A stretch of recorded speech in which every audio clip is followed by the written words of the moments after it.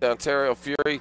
Your first thoughts on how you see this matchup? Well, when you talk about the Ontario Fury, they lost last week at Colorado Springs, but make no mistake about it, they gave the Inferno everything they can handle. They were down 8-1 at half. They came back. They lost 11-13. They have guys that can score. They can play good defense, so it's a team to be reckoned with. As for the Blizzard, they lost to the Inferno last week. Didn't look very good on the second of a back-to-back. They looked tired. They need to win their last game. They need to win their last game and win it convincingly, I think. Well, I believe it was last night the actual Fury lost to the Inferno, correct? Yeah. So, yeah, because you said last week in that one. Oh, yeah, last week. Sorry. Get really excited. Okay. Yeah, well, Darren, you know what? It's going to be a great one tonight. I will goal. say this. Goal! What an amazing play, Darren. That ball was just headed off the boards. A great goal by Jay Hamilton. Well, he's been sick all week. It's just grateful to see him play, and a great goal. You can't do any better than that. Good to go? Thank you. All right, right on. La, la, la, la. Okay, that's better. La. I'm waiting for... Okay, so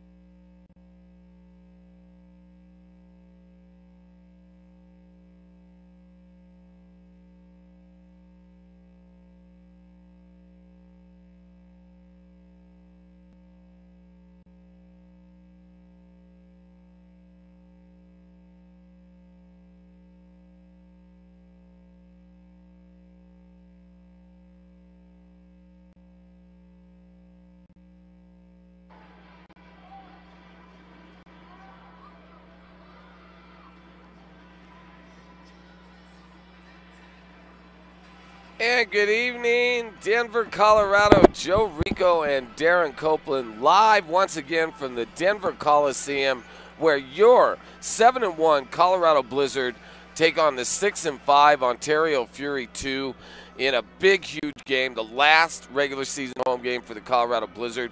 At this time, I'd like to bring in my partner for the broadcast, the one and only Darren Copeland. Darren, it doesn't get any bigger than this. Last home game, both the Fury and the Blizzard have clinched the playoffs, but seeding is everything. The Blizzard going after that #1 seed. Good evening, and how do you see this one turning out? Good evening. It's good to see you too, Joe. And I'll tell you what needs to happen if you're the Blizzard fan is you need to keep winning. And this is the first step in that. You lost last week to your arch rival in a game that you were frankly a little bit tired in.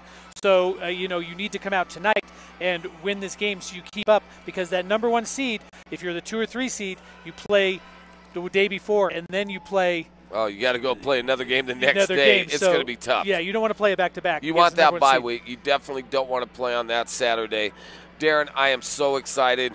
And it's Fan Appreciation Night, of course. The first 1,000 in the door get free Blizzard training shirts, and they've got a bunch of special activities planned for tonight. Darren, at this time, we are about ready to throw it down to our PA announcer, Thomas Mason, for the pregame festivities. Thomas?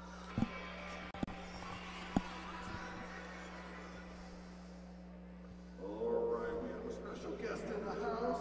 We have Big Brother, Big Sister. We're going to do an interview with Alex Ramirez. How's everybody doing this afternoon? Good evening. Are you guys ready to see your Colorado Blizzard go 8-1? Sorry, I can't hear you. Okay, thank you so much. Everybody came out tonight and participated in the firework contest. I'm here with the sports director, program manager for Big Brothers, Big Sisters, some of our good friends at Mile High Sports. Talk about tonight, we have 45 kids with 45 matches. That means that we got 90 people here tonight with Big Brothers, Big Sisters organization. Talk about that. That's right, yeah, we've got 45 matches from Sports Buddies where we build mentoring relationships through sports. Coming to fun games like this or hanging out playing sports at the park and just building relationships. Now talk about tonight's proceeds. Some of the proceeds from tonight's game will be going to the Big Brothers, Big Sisters of Colorado. You and I have known each other now for about, 4 or 5 years. We've done a lot of work with each other. This is great, right? Indoor soccer, are you kidding me? Yeah, we're excited. We've never been to a Blizzard game before. No, it's high action. We got a good record, so we're excited to see the team. Well, you guys attended a camp, I believe, right? It was a couple weeks ago, is that right? And a lot of the matches went out there, and they learned some skills from some of the pros, from Jay Hamilton, some of the team captains, Jimmy Wade. Talk about that experience that you guys had out there. It was great. We had about 10 players. Head coach came out, gave an autographed team ball for the kids, and they played right in there with them and invited us back to the game. So we're excited to be a part of it. Well, we're happy to have you here, and we thank you for your participation. And go Blizzard. Back to you, Thomas. All right, all right. I need the wait team. All right. So here we are, the official announcement. Game is just about to start in just a few moments. There's a lot of great faces. I see the fans there. That's right, I see you there. So right now I have one of the members of the Big Brother, Big Sister program. We have Dominic that's going to help me kind of get you loosened up, get your vocal cords going, get your body ready to happen tonight. Are you ready for us, Dominic? Yeah. All right. So we kind of went over some things. What we like to do before each game is we like to bring on the tradition, make it a tradition. So we like to go Colorado. We like to go Blizzard here. So which side would you like to represent? Colorado. Colorado? Speak up. Colorado. That's right. So are you guys ready to participate?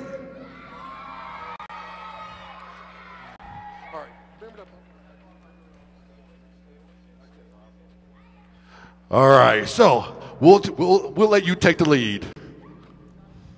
Colorado!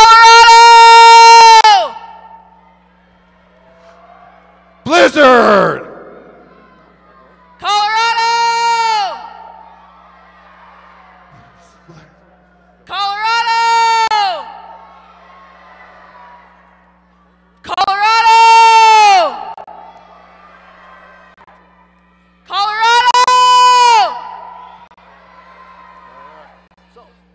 That was a good one. We're going to make this official this time, okay? This is the first time Dominic has been in front of a crowd. As you can know, he's kind of getting nervous and speaking in front of a mic. So here's what we're going to do. We're going to show him how we do it officially. You ready? All right. So watch me. You're going to go.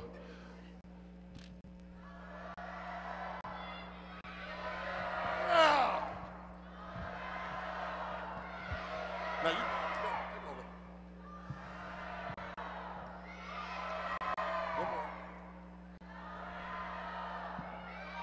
That's what I'm talking about. Give you a round of applause.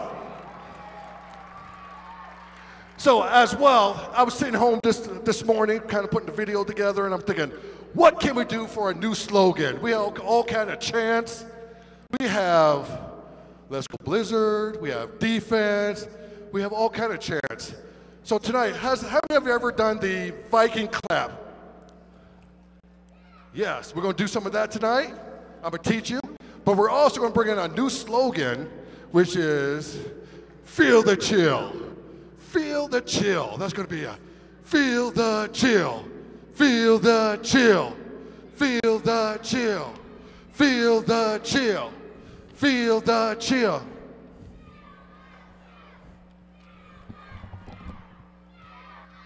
That's what I'm talking about. We're going to introduce that during the power plays of the defense. So we're going to do some defense, but we're also going to say, feel the chill. Just kind of bring on some new stuff. All right? So the Viking clap, if you've never been to an official soccer game, especially the Rapids or anything like that, we're going to have your hands up. And then when you hear the drum beat, you go, ooh, that's it, that's it. All right, go ahead. Ethan, you ready? All right, hold on here.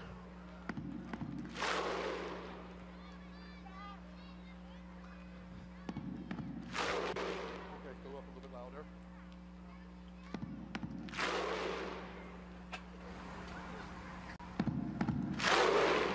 There you go. I want to hear you.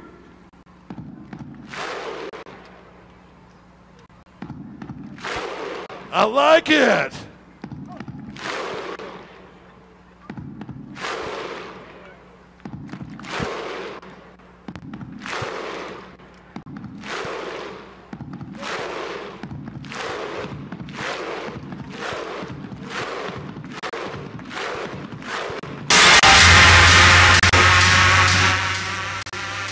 Yeah, that's what I'm talking about. That's the crowd participation I like to hear.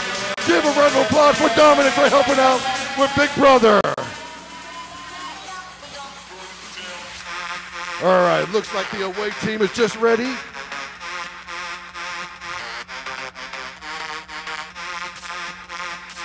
All right, so here we go with the away team tonight, all the way from Ontario.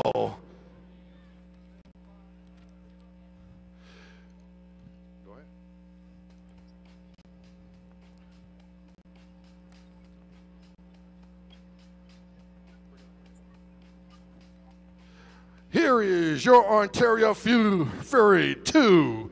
Please welcome to the floor. Give a round of applause for your Ontario Fury. Coming to the floor, goalkeeper, Gleason de Lima, Robert Turnell, Arturo Alanis, William Regoza, Douglas Lima, Moza Hale, Christian Villagosa, Gustavo Campos, and Rafael Sanatana, Daniel Lopez, Marcus Jordan, Vernon Lacroix, and your head coach, Bernie Lucas.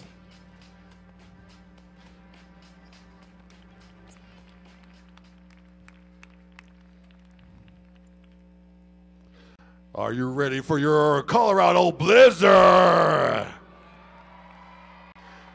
That's right. Feel the chill. Feel the chill.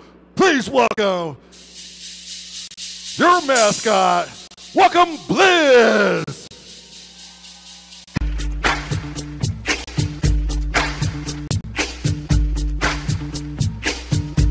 Your starting lineup. Goalkeeper, Miguel Rosales. Goalkeeper, number 18, Jairus Thomas.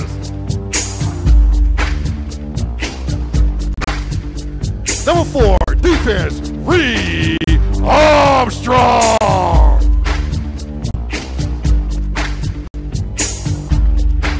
Andrew Mahia.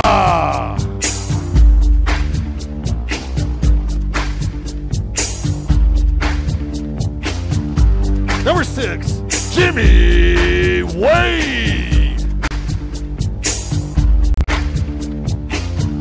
Number 5, defense, Bryce Colca.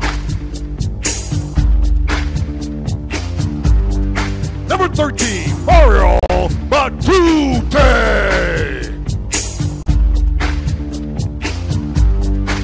Number 23, Luke Burkhardt.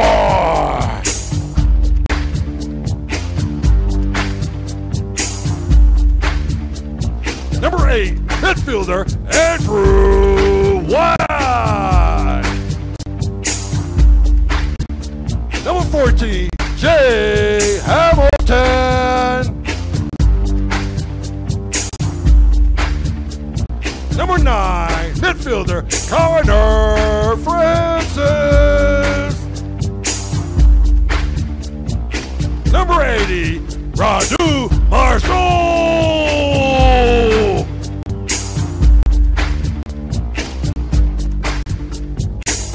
Number 19, Chris Roya.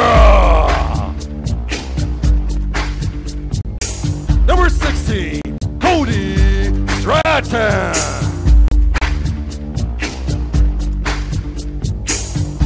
Number 18, Udabon Opatete. Number 2, Ford Hansel.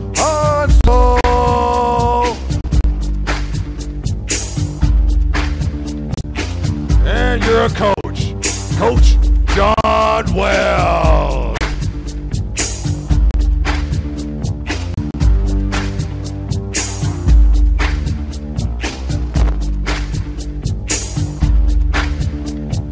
Please stand up for your national anthem. Please welcome to the floor the Queen of the Blues, the lovely, the talented Miss Erica Brown.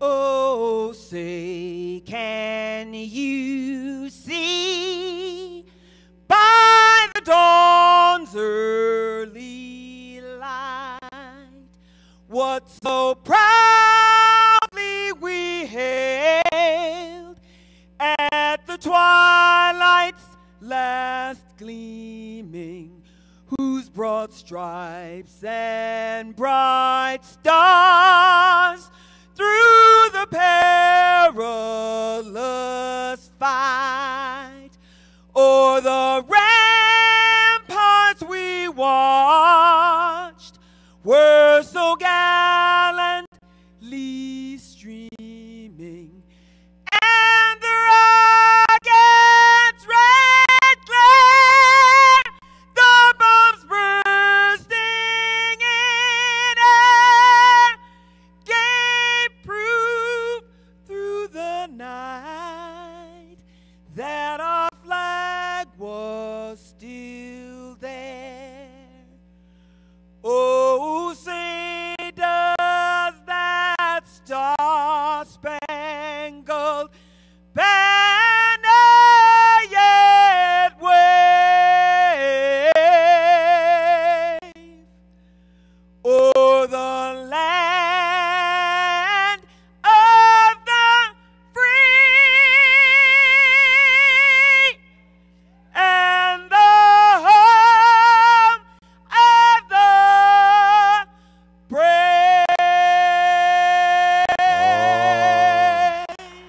Miss Erica Brown. If I could please have your attention, please. If I could have everyone remain standing. If I could have everybody remain standing for a moment of silence. We believe in community. Oh, I'm sorry. Thank you. We're good. Thank you. We believe in a community, not just for Colorado, but as well as the nation. And everything that's been happening with the police force, all the schools, especially, we'd like to dedicate today's game to what's happening in Florida. Please remain silent to honor all that's happened in the last year.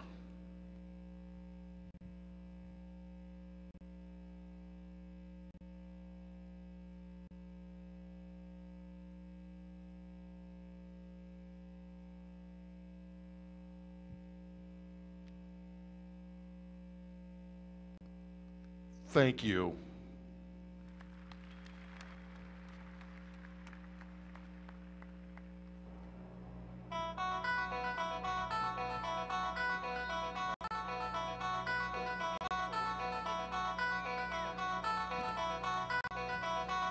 Tonight's referees, Graham Florence, Mark Weber, Scott Connor, and David Granadetti.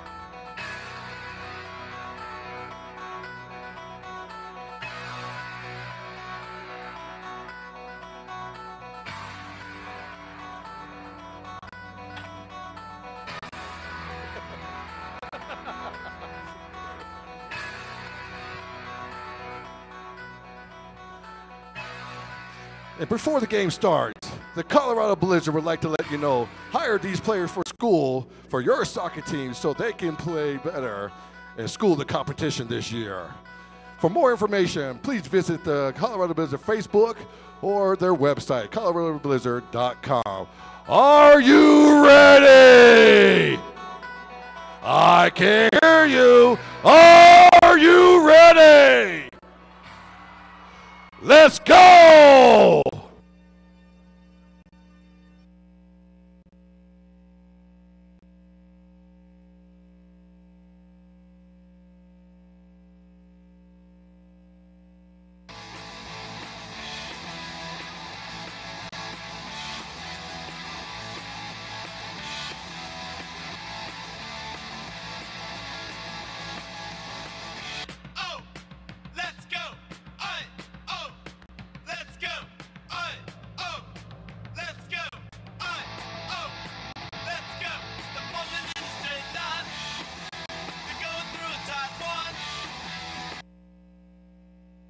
Zone.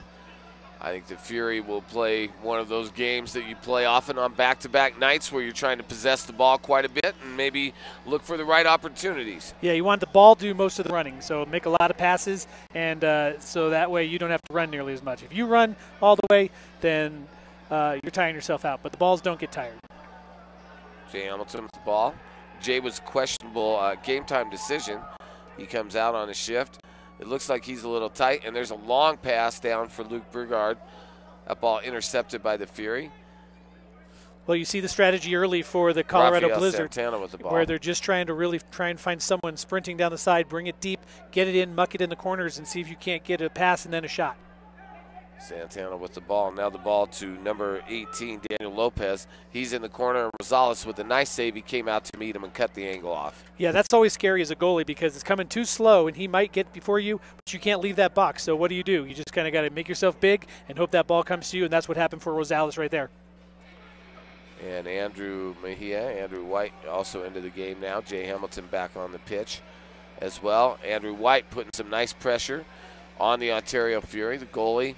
Right now, Clayson de Lima, he looks like an experienced ball handler, but you put the right amount of pressure on those guys. You can't leave the goalie unattended all the time. No, that's the one weakness where goalies tend to be, is when the ball's at their feet and they are getting rushed, because they can do all the same skills, everyone, but not when they're under pressure. So that's where you need to worry, and that's where you need to press if you're a Blizzard fan. Cody Stratton to Hamilton. Hamilton back to Cody Stratton. Stratton, booming shot, probably one of the more powerful shots on the Blizzard team. Yeah, he's a great player, one of their leaders. He's their emotional guy, so it's nice to would like to see him get started early with the goal, but nice to see a shot. Connor Francis now in the Fury attack zone. Our first action seeing Connor. He looks like a guy that can run, and now we have number 66, Rafael Santana with the shot. Nice save by Rosales. Santana looks like a guy that's with a lot of speed as well. Yeah, you always like to have a lot of guys with speed. You got a player in Bernie Lilavois who can make those passes. He's a legend in the indoor game. Oh, he is. He's been around for a long time. He actually had 3 goals and assists yesterday in limited duty. He's also their coach. But when you have a guy like that, he has vision on the field that not a lot of people do. And if you have a fast guy who can get in behind the defense, that's exactly when you have a guy like Lilavois who can actually come and make that pass. It'll be Bernie Lilavois who will be taking the free kick, and number 27 on that shot. What a save right there by Miguel Rosales. A breakaway. Luke Brugard, he's one-on-one, and he just shot it wide and a little bit high. He couldn't quite control it with his foot. No, that bounced up on him, and he tried to get it and tried to get down. Steal to Brugard. Oh, nice pass and a great steal by Uda. Luke Brugard now with the ball. That's the type of pressure you like to see, and unfortunately with that shot by Brugard, he just couldn't get on top of it. Nice play by the Blizzard. Now number 8, Andrew White, controlling. Back to Bryce Colcom. Colcom gets the ball back to Miguel Rosales. Blizzard playing much crisper, I think, in this first period. A lot more energy. Uda with the ball now. Uda, nice play by Uda. Uda gets the inside position. Oh, I think he was fouled. And I think they'll just take a free kick. And yeah, I think it looks like at the top. Will it be the top of the circle? Well, they're going to say it's outside the box. Outside of the box. So I actually like foul. But I actually kind of like this angle better. When you're right on top, you really, you have 2 options, but they're not great options here. Is this ball going to go to Colcom? Well, I would hope it would go to Colcom, but it looks like he's going to go wide, and then there's going to be a shot, maybe a near side one and a bounce. Hamilton with the ball. Hamilton right now looking for guys on the right post, and he drills it across. Looks like there wasn't anybody ready for that, but a nice idea by Jay. And the ball's going to go all the way back down to the middle of the field. Miguel Rosales controlling. Rosales with no pressure on him. They allow him to go. Now he was challenged by a Fury player, Bryce Colcom with the ball. Well, when you're on the other team's side of the field, you need to get challenged by a player, and that's where Rosales was. Nice run down. Cody Stratton in the corner. Cody looks like he has possession of the ball. Oh, he's tripped, and they're not going to make a phone. They're not going to make a call on that. Well, they figured it was close, but no foul. No advantage. No advantage gained. And that would have put the Fury in a tough spot. Rafael Santana with a long ball down into the Blizzard end. Nice left-footed pass right there, and Rosales comes out. Nice play right there by number 21, Andrew Mejia. He made a very savvy play to possibly save an open net. Yeah, Rosales went down a little bit early because he underestimated how close the opponent was to the ball. Definitely his defenseman was able to get it back up. 3-line pass on Miguel Rosales. He normally has time to dribble the ball out to the first yellow line. He did not, and it was an error. So it'll be basically the free kick will go to the Fury. Robert Tortel shot just high early in the first quarter. Well, I'll tell you, I think it was just a little bit of frustration by Rosales. He knew that he went down in that ball too early, and so he just wanted to get it out, and he got it out really fast. And into the game, Rudu Marcoux, a guy that looks like an energy guy, man. Uh-oh. Fury with the ball in the Blizzard end. Well, seeing Marcoux in practices, he's definitely a guy who can score the ball. He finds good places to find himself in, and he is definitely a natural scorer. He looks like a rock drummer, Darren. I mean, he looks like a guy that might be in a rock and roll band as well. Now the Fury with the ball, number 28, Robert Tormel with the ball. He gets the ball to number 34, Douglas Lima. Lima, one of the better players on the Fury. And a shot by number 18. That's Daniel Lopez, shot high. And it looks like the Blizzard will control. It'll be a goal kick for Miguel Rosales. He may also choose to throw it in. Yeah, one thing we're seeing here with both teams is they're hitting the ball high. In Arena League, you really want to be able to get the ball low. And right now, neither team is doing a very good job of that right now. Bryce Holcomb to Rosales. Rosales with a long kick down. Jay Hamilton in chase. And the Blizzard once again lose possession. And here he is, number 66, Rafael Santana, once again controlling for the Fury. He gets the ball over to Daniel Lopez. Lopez will kick the ball back, and the Fury just kind of content to play keep away right now, Darren. Well, you know, they want to make sure that they keep their air for later in this game. They want to make sure they're not too tired coming into the fourth quarter, and so this is a good way to do it. Let the Blizzard come to them. Ball goes to Clayson DeLima, the goalie. He kicks the ball down, a turnover.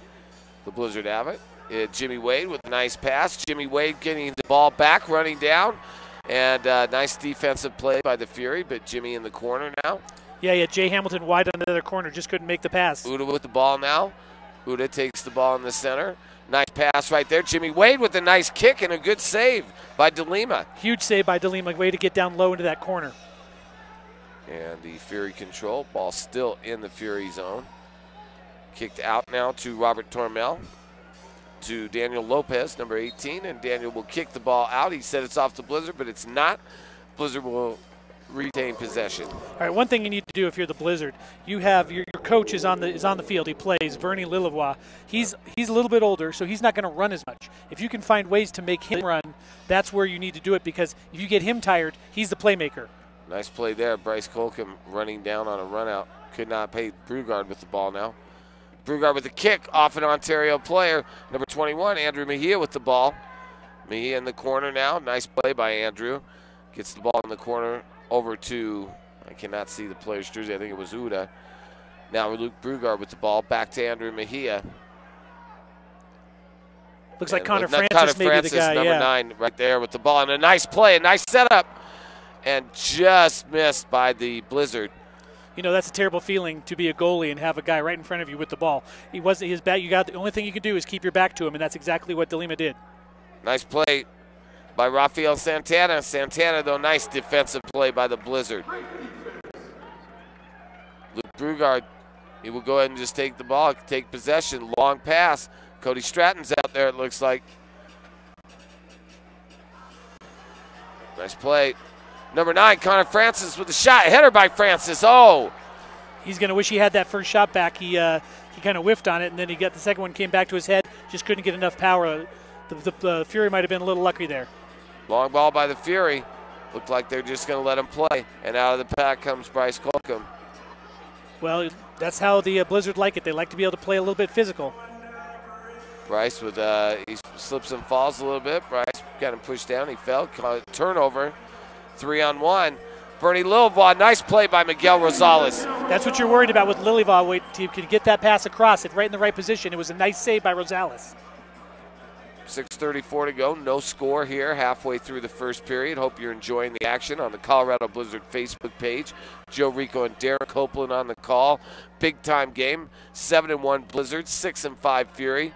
Fury a game behind the Inferno. In the Western Conference standings, the Blizzard with a win will tie the Chicago Mustangs. Here's Jay Hamilton, has a man, Uda with the ball, and he just couldn't control it. Nice pass by Jay. Yeah, you'd like to have your forward control that one. It was a nice shot, but it has to come hard, and sometimes those bounce weird on you, and then you don't have the possession, and that's what just happened there.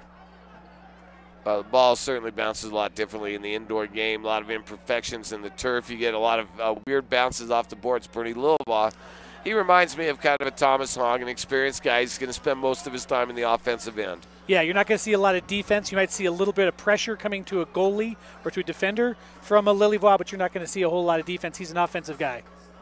Robert Tornell with the ball, and he passes the ball to another another Fury player. Bernie Lillevoix now gives it up. Blizzard with the ball. Long shot, long pass. Now controlled once again in the Blizzard end by the Fury. There's a long shot, and that ball was shot high. and it looks like it was number 20, Gustavo Campos, with a left-footed shot, and he was on target, but just a bit high. Yeah, a bit high once again, but what you're seeing from the Fury is they're trying to spate what they saw from what the Inferno did to the Blizzard last week.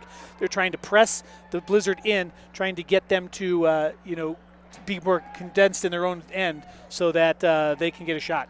5:16 to go. There's a timeout right now on the pitch. And Darren, I think the thing I'm most impressed with, and I'll say it almost every week, once again, Miguel Rosales, his team has not really done anything offensively yet, and he's kept the Blizzard in the game. A couple very nice saves. Yeah, he hasn't played at his best. He made a couple small mistakes, but he didn't get penalized for them, and he's just comfortable. When you feel comfortable because you have a goalie that can make big saves when he has to, that makes you whole team more comfortable. In fact, you saw it here where they passed it back and forth each other in the corner with a Fury player. Very difficult to do that, but they were comfortable about it. Alec Mosley out of this game from the red card that we saw him issued. He's a big loss. He's one of the better players on the Blizzard. How are they going to make up for him on the defensive end, and also what he does offensively? Well, I'm not sure you're going to be able to, repair. Well, not repair, but you're not going to be able to insert him. But the problem replace is him. Replace him was the word. Thank you very much. But what you can do is you can get good defensive help and a little bit of help, and that's where you're going to see Radu Marco. Well, I'll tell you what, I'm super, super excited. So far, what we've seen is everything I thought. Both these teams, I think, are so technically sound. You're seeing some great indoor action. We have not seen a goal, but I have a feeling that's about to change. Well, I'm impressed by the amount of pressure that the Fury is putting on early in this game. For a team that's tired and at altitude, they certainly don't look like it. Well, it makes me remember that game a couple weeks ago versus the Sockers, too, in a team that was back-to-back, and that game went into a shootout. Yeah, well, we ever have – so this is the Fury 2, and just like the Sockers 2, they're the second team of the Great pass. We have a possible chance here. Colcom, and it looks like he just lost possession. It was actually Jimmy Wade. So anyway, when you have a 2 team, that they practice with the number 1 team, so they're going to be well with their good they're going to be organized. Yes. Here we go. We have Ree Armstrong with the ball. Luke Brugard getting it back, and now a turnover once again by the Ontario Fury. The Fury now do not have any numbers. Kick the ball back, and they go back to kind of their defensive posture. Bernie Lillival back out. He immediately runs to the offensive end. I love Lillival already. He's just like Thomas Hong. He has no desire to play D. Although Hong isn't that bad of a two-way player, but he spends a lot of time down in the zone. Well, no, we sing the praises of the cherry picker here in the M2 and in the M1, and Lillival is one of the best. Yes. Oh, great shot and a goal. And that one went off Miguel Rosales. It was shot wide, and I believe it was, let's see who scored for the Ontario Fury.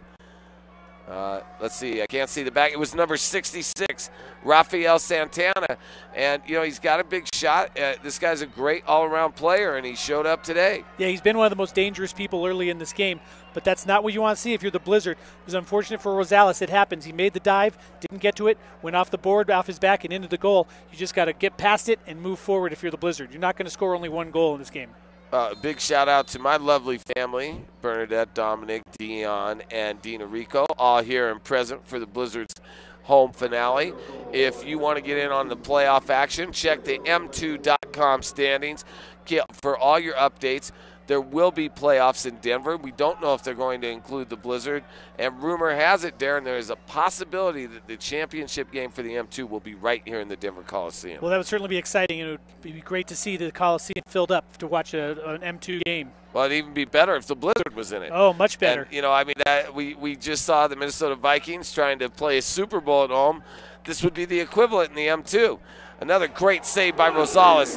And I'll tell you what, the Blizzard have got to be inspired by their goalkeeper. He let in 1 goal, but I'll tell you what, it could easily be 3 or 4-0. Jay Hamilton now with the ball. Hamilton, and he's fouled. And that one, I think Jay got roughed up pretty bad on that one. Yeah, well, the two defenders came together. Jay couldn't get through. Got his knee, it looked like, stopped, and that's going to be a foul in any league. 3:09 to go in the first period.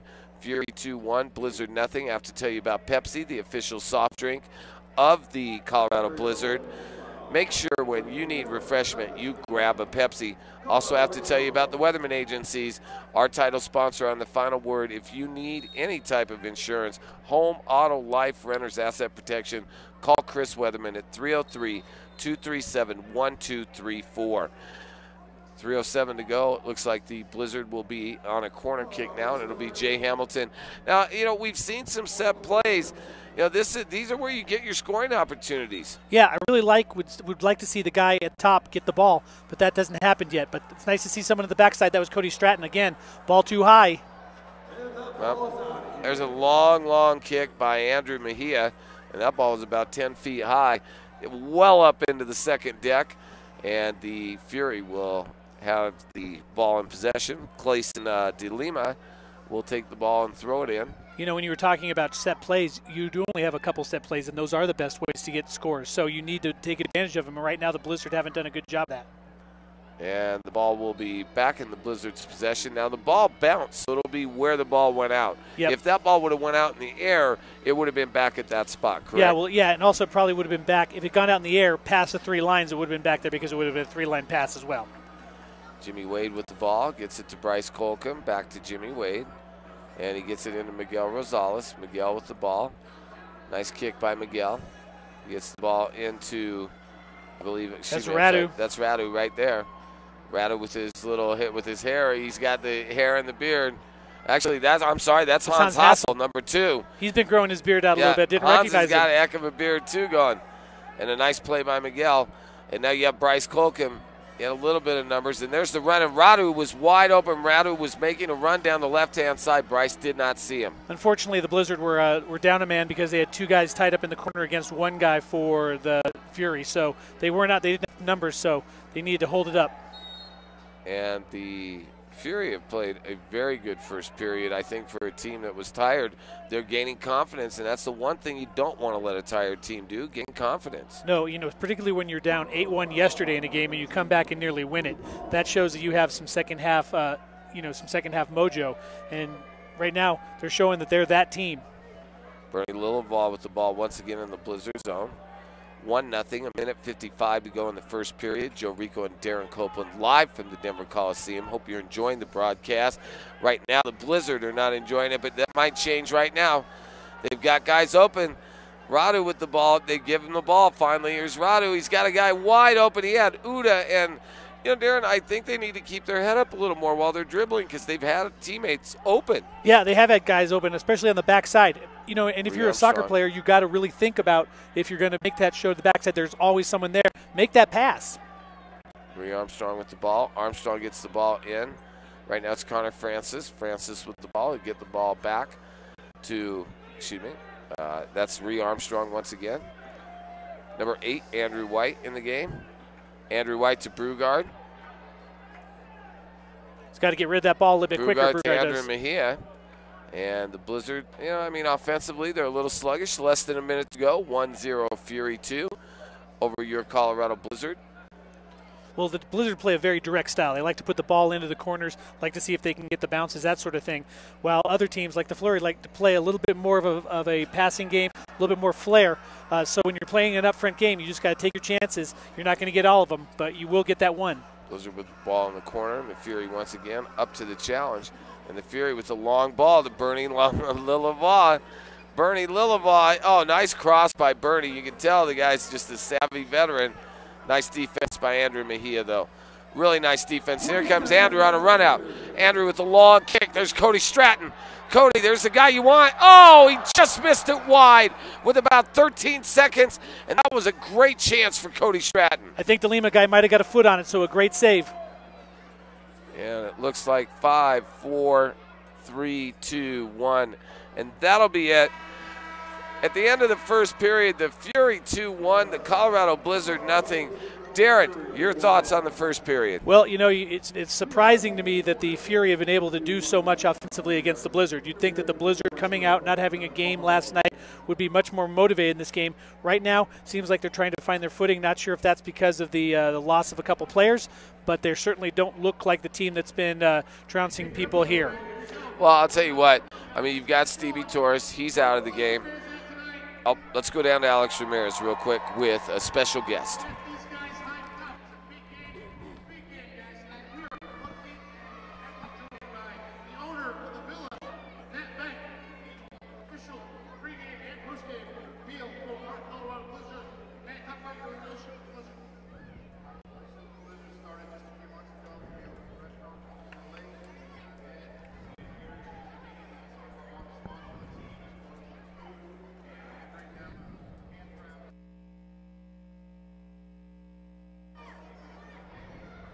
talk about that. The restaurant's actually been around for 100 years in Palm Lake. It's a historic restaurant. Talk about what made you want to continue that legacy because you got some great chefs. Cuisine is incredible for week. Still eating that. Chance to play that bit. I'm still stuffed. Talk about that. Executive Chef Anthony Ramos brings handcrafted Italian food to the table that gets you a classic Italian dish, very unlike most of the Italian you're going to see in the Tri-Lake area or the Colorado Springs area, and we're very excited to continue to keep the Italian tradition going in Palmer Lake. Sylvia, you have something for Matt? Yes, I also heard that you're opening a beer garden. Yeah, we have an outdoor beer garden, and we do large party groups as far as wedding rehearsals and private corporate parties, and we're usually create a menu that's designed for those type of events. Do they need to make a reservation? Yes, it's very highly recommended to make a reservation, especially on our Friday and Saturday nights as we're gaining popularity by the day. I figure because it's really good, so make sure that you visit them. And we have all your information, I think, on our website as well. But can you tell us where it's located, the address? We're off Highway 105, so you can find us at the Villa 105 on Instagram, Facebook, and our website. You're going to see our menu up there with some great food items like polenta cheese fries, our gnocchi, and our and our handcrafted lasagna. So it's fantastic. Well, we thank you for your support, and let's go Blizzard! Let's go, guys! That interview was presented by the Villa Restaurant. Loaded. Cody Stratton will be set to kick the ball off. Darren, it's not the first period that matters. It's the other three. But, you know, down 1-0, you got to give credit to Miguel Rosales. He's kind of kept the game close. Yeah, he has kept the game close. The only goal was unfortunately off his back, which you just can't save those. But you need to see a little bit more offense from the Blizzard, and that's where Alex Mosley and Steve Torres, two guys who are really helping on the offensive line. That's what. Well, they're missed today. They're missed today right now. But hey, that can all change real quick. A little physical contact right there, and there's a shot and a goal. Number 34, Douglas Lima. I said he's one of the better players for the Ontario Fury. Everybody talks about Lillavois, but Dominic Lima takes a backseat to no one, and it's 2-0 Fury 2. Yeah, Lillavois is your playmaker. Lima, excuse me. But you know, the other guy. He's just a very good offensive player right there. Slotted it past Douglas Lima. Yeah, Douglas Lima is one of and those guys that he's a stat sheet stuffer. He's a guy, though, that you can't leave alone, and that left foot, his ability to kick the ball with both feet, important. And the Blizzard now down 2-0. This isn't expected. No, it isn't, and they're just not looking very good on the offensive side. 2-0, 14:28 to go in the period. We are now joined by a very special guest in the telecast. As a matter of fact, two very special guests. We are joined by Matt from the Villa and Dawn, and this is your wife? Girlfriend. Okay, hey, I mean, you know, I've been married 26 years. There's my family right there. So first of all, I'll tell you what, if you're not married, you need to get married to this one because she's a keeper. Hey, Matt, in seriousness, it is so great to have you up here. You know, I mean, in all honesty, the food in the Villa is one of a kind. It's very special. Tell everybody real quick about the Villa. The Villa is located off Highway 105 in Palmer Lake. That's in between the Castle Rock and Colorado Springs area, just off Monument. And we do a handcrafted Italian food. We want you to experience the deliciousness that Anthony Ramos, my executive chef, can bring to your table. Well, right now it's 2-0. You know, you've watched this team all year. How exciting has indoor soccer become? Because I think it's a great deal. It's unbelievable. I got hooked up with Gary and Ed early on in the season and wanted to become their food sponsor, and having a great time coming out to all their games, watching them remain undefeated for a large part of the season was truly exciting. Well, I'll tell you what, this game is going to be big, but there's playoffs still to come. You know, we hope the Blizzard not only are going to be hosting a couple of playoff games, we'd love to see them in that championship game. Tell everybody, though, when they go out to your place, because, you know, a restaurant, to me, every restaurant owner, it's kind of like the restaurant's one of their family, and that's especially true at your restaurant. Everybody is treated first class. Tell everybody about the atmosphere and some of the ambiance in addition to the great food on the menu. we want you to feel like you're a part of the community and a family when you come to the Villa. So when you walk in the door, we have 2 dining rooms. The south dining room is a bistro feel, and on our north dining room is a white linen, more formal, where we have a fireplace and a great ambiance for those special Valentine holiday type events. We also have an outdoor beer garden that spans, looks right over the Palmer Lake itself. Wow. Now listen, I will tell you this. I mean, I always say the decor and the ambiance, that's all great. But for an Italian guy like me, it all starts with the food. Give me a couple of the specialties. If I'm going to take my wife down there, which she's right down there. I told you we'll be down in the next week or so. Give me some of the things that are always on the menu that you love about the Villa. We have some amazing dishes, from our appetizers being our calamari to our polenta cheese fries. We also have some Philly cheesesteak wontons. Those are fabulous. But the real true dishes, like our handcrafted lasagna and our gnocchi that is topped with a bed of arugula, are absolutely our 2 most popular dishes. Well, I'll tell you what, for all of you who are on the broadcast tonight, please go down to the Villa restaurant. Give everybody the address, and if they want to call ahead for either an office party or reservations, how do they do that? We'd love to. Private events, your birthday parties, graduations. We're off Highway 105, so it's 75 Highway 105 in Palmer Lake. Our website, Instagram, and Facebook is the Villa 105, and our phone number is 719-481-2222. Well, Alex and I, first of all, want to thank you for all the great meals. I've had more than my share during the broadcast. I can personally attest that it is some of the best food you're going to taste in the Colorado area, period. It's a must to head on down to the Villa in Palmer Lake when you're down there. For all of our viewers in Castle Rock, it's about 15-20-minute drive, a beautiful drive, by the way. And for anybody down in the Springs, you've got to be there at least twice a month, right? It's true. It's a true destination restaurant. It's something you're going to want to experience, not only the adventure to get there, but as you walk in our restaurant, food, ambiance, everything that you said about it. Well, hopefully at some point, Alex and I are going to come down there. We'd love to have you on the final word and talk a little bit more about it. I mean, really, when it comes down to quality food, and especially with the Italian food, me being 100% Italian, I can vouch out. I don't know what the macaroni dish you had with the cheese all over it and the rigatonis. It looked like a ziti of some type or something. Ziti. Yeah, it was amazing. I mean, my grandmother made stuff like that, and so I'll be down there, as I said. Dawn, please feel free to say hi to the lovely lady down the first row. She's gone with the little baby now, but he will be eating more, I think, of the food than either of us. So, and by the way, it's a restaurant that is, you've got 2 separate dining rooms, and that's kind of nice. So you can have a formal setting if you want, and then you can also kind of have a place where maybe kids can go and stuff, because I think the worst thing is when I'm out for a beautiful evening, and I have a 3-year-old, so I can say this. Some kid is running around, and you might want to be just having a glass of wine. It's nice because you can do both, right? You can have that separate dining area for the you and wife, or you want to bring the family. They can kind of sit in a more informal setting, right? Exactly. That's exactly what we want to design it for. Our bistro feel is for families or a quick lunch when you want it, or if you're looking for that special occasion with white linens and a fireplace and seated more privately and quiet. That's exactly what we have to offer. Well, I'll tell you what, it has been a pleasure all year in dealing with you. I look forward to more conversations with you and your lovely girlfriend, Dawn. Thank you for coming up to the booth. And, hey, go Blizzard. Let's get some goals, man. We want the playoffs. Thanks again, Matt, for coming up, man. Thanks for having me today. The one and how do you pronounce your last name? I'm sorry. It's Matt Beck, right? Yes. Okay. I just never like to get anything wrong, and it didn't click because I know him as Matt, and all I've ever called him is Matt. Matt Beck, proprietor of the Villa restaurant in Palmer Lake. One more time, if they want it, give me your phone number one more time for all of you who didn't get it the first time. Write it down. The Villa 105, Instagram, Facebook, and our website. Our phone number is 719-481-2222. And I believe there was a third score by the Fury, which is we're going to take these guys down soon. Well, I'll tell you what, man, Matt and Dawn, thanks for coming up. It was a third goal, and we're going to go back to Darren Copeland. Darren?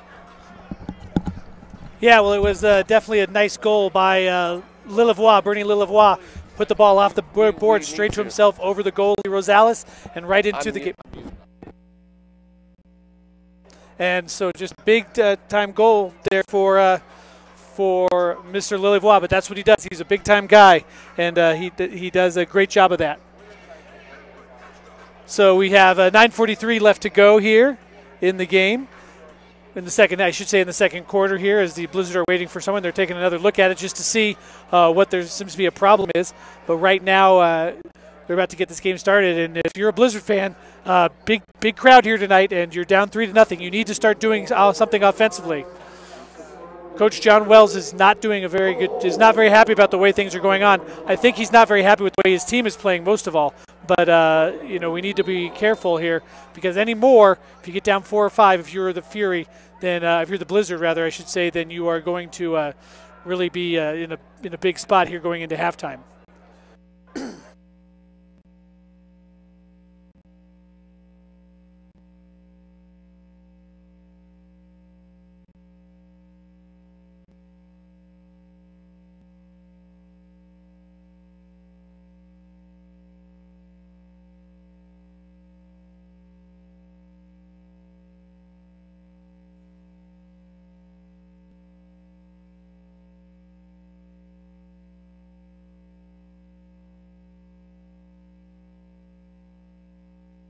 Now for the Ontario Fury right now, Darren, taking it to the Blizzard.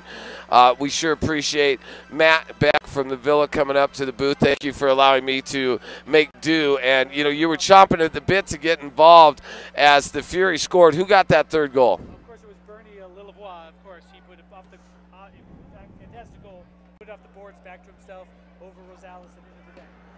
Well, right now the Ontario Fury played one heck of a soccer game. The Blizzard being shut out with 8:26 to go in the second quarter. Fan appreciation night, and they could not have picked a worse time to play like this. However, it's still very early, and I think that first goal is going to get their confidence going, but they better score it quick. Well, they really even haven't had any chances. They haven't had any really good chances to score. I mean, you've had a couple near breakaways, but DeLima hasn't really had anything to do, and if you're a Blizzard fan or a player, that's not what you want. You need to see your team peppering their goal, not the other way around. Well, Bernie Lillavois once again controls it. He's definitely the floor leader of this Fury team. You can just tell that they definitely feel and they feed off him and his energy. Right now, once again, the Fury taking the ball, but now here comes the Blizzard with a long shot. Nice save by DeLima. Here's Cody Stratton in the corner.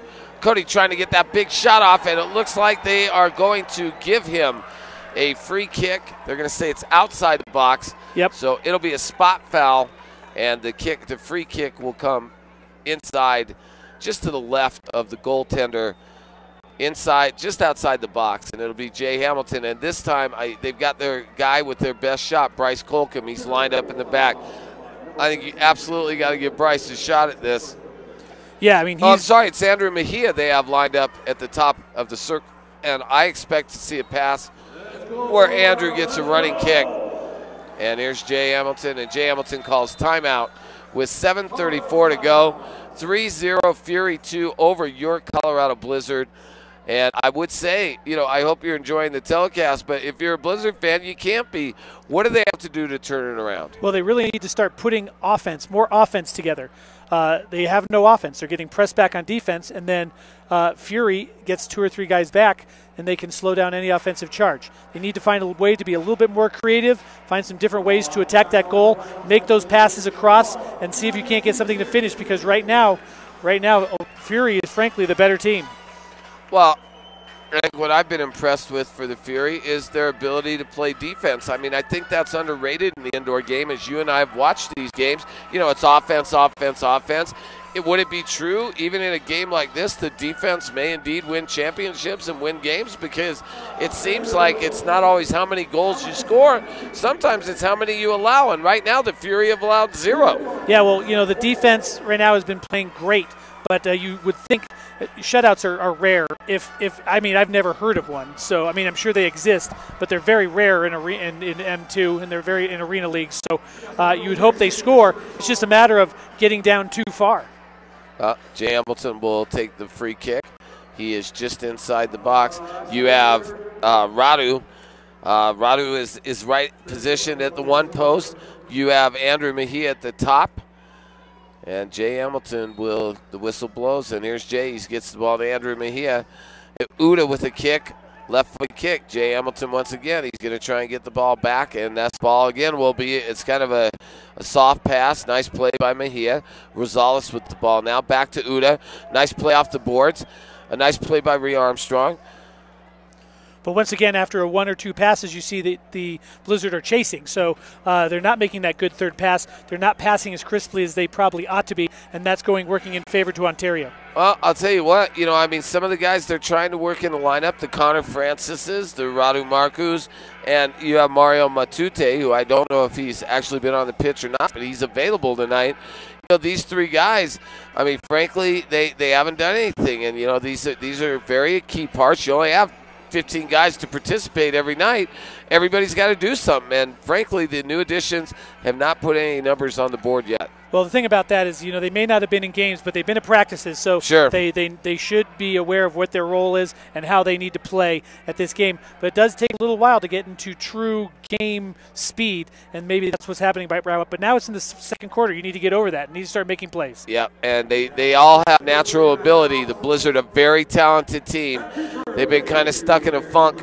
The Blizzard, since the second half, since the start of the second half of the last game, have scored exactly one goal in almost one full game of action. That's concerning. That's a concerning statistic.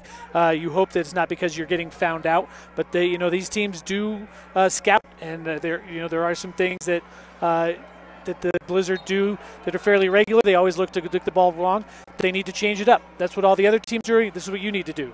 Well, the Blizzard will take possession in the Fury end. 3-0, Fury 2 over the Blizzard. 6:12 to go.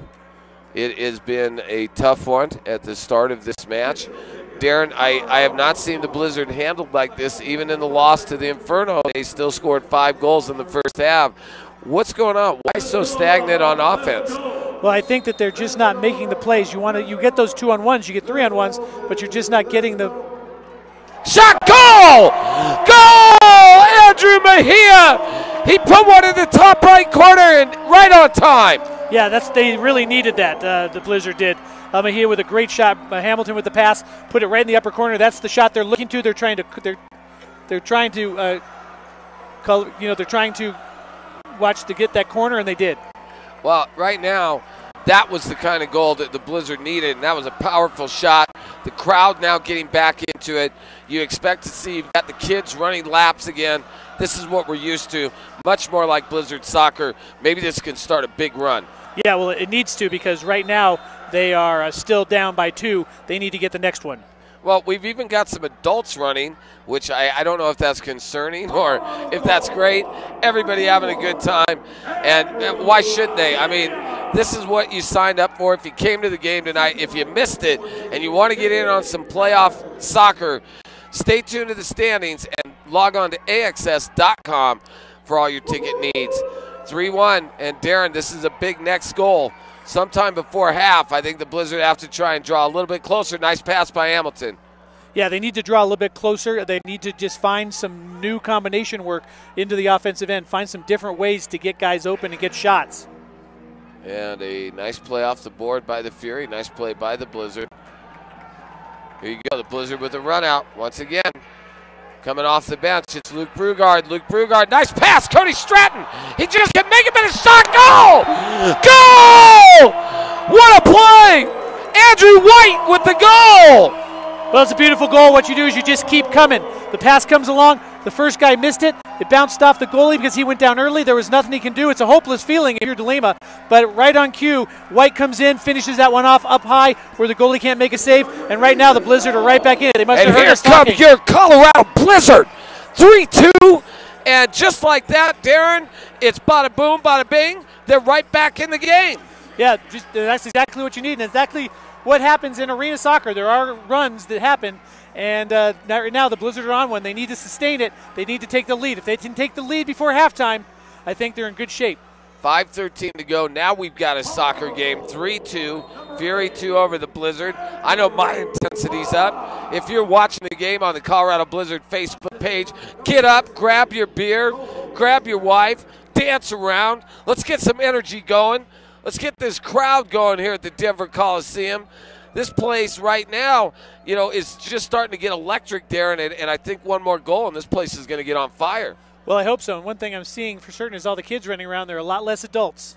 Yes, and I guess that if you're one of the guys like me with 3 kids, you see my 3-year-old down there right now. He's finally got something to cheer about. And once again, the Blizzard are down in the end, and they're going to give a free kick to the Ontario Fury, and Uda didn't like it. He thought he was roughed up a little bit. Well, the goalie definitely came out, and he was expanding his position, which is what you want to do as a goalie, but you can't hit a goalie before you hit the ball, and it doesn't matter in any league.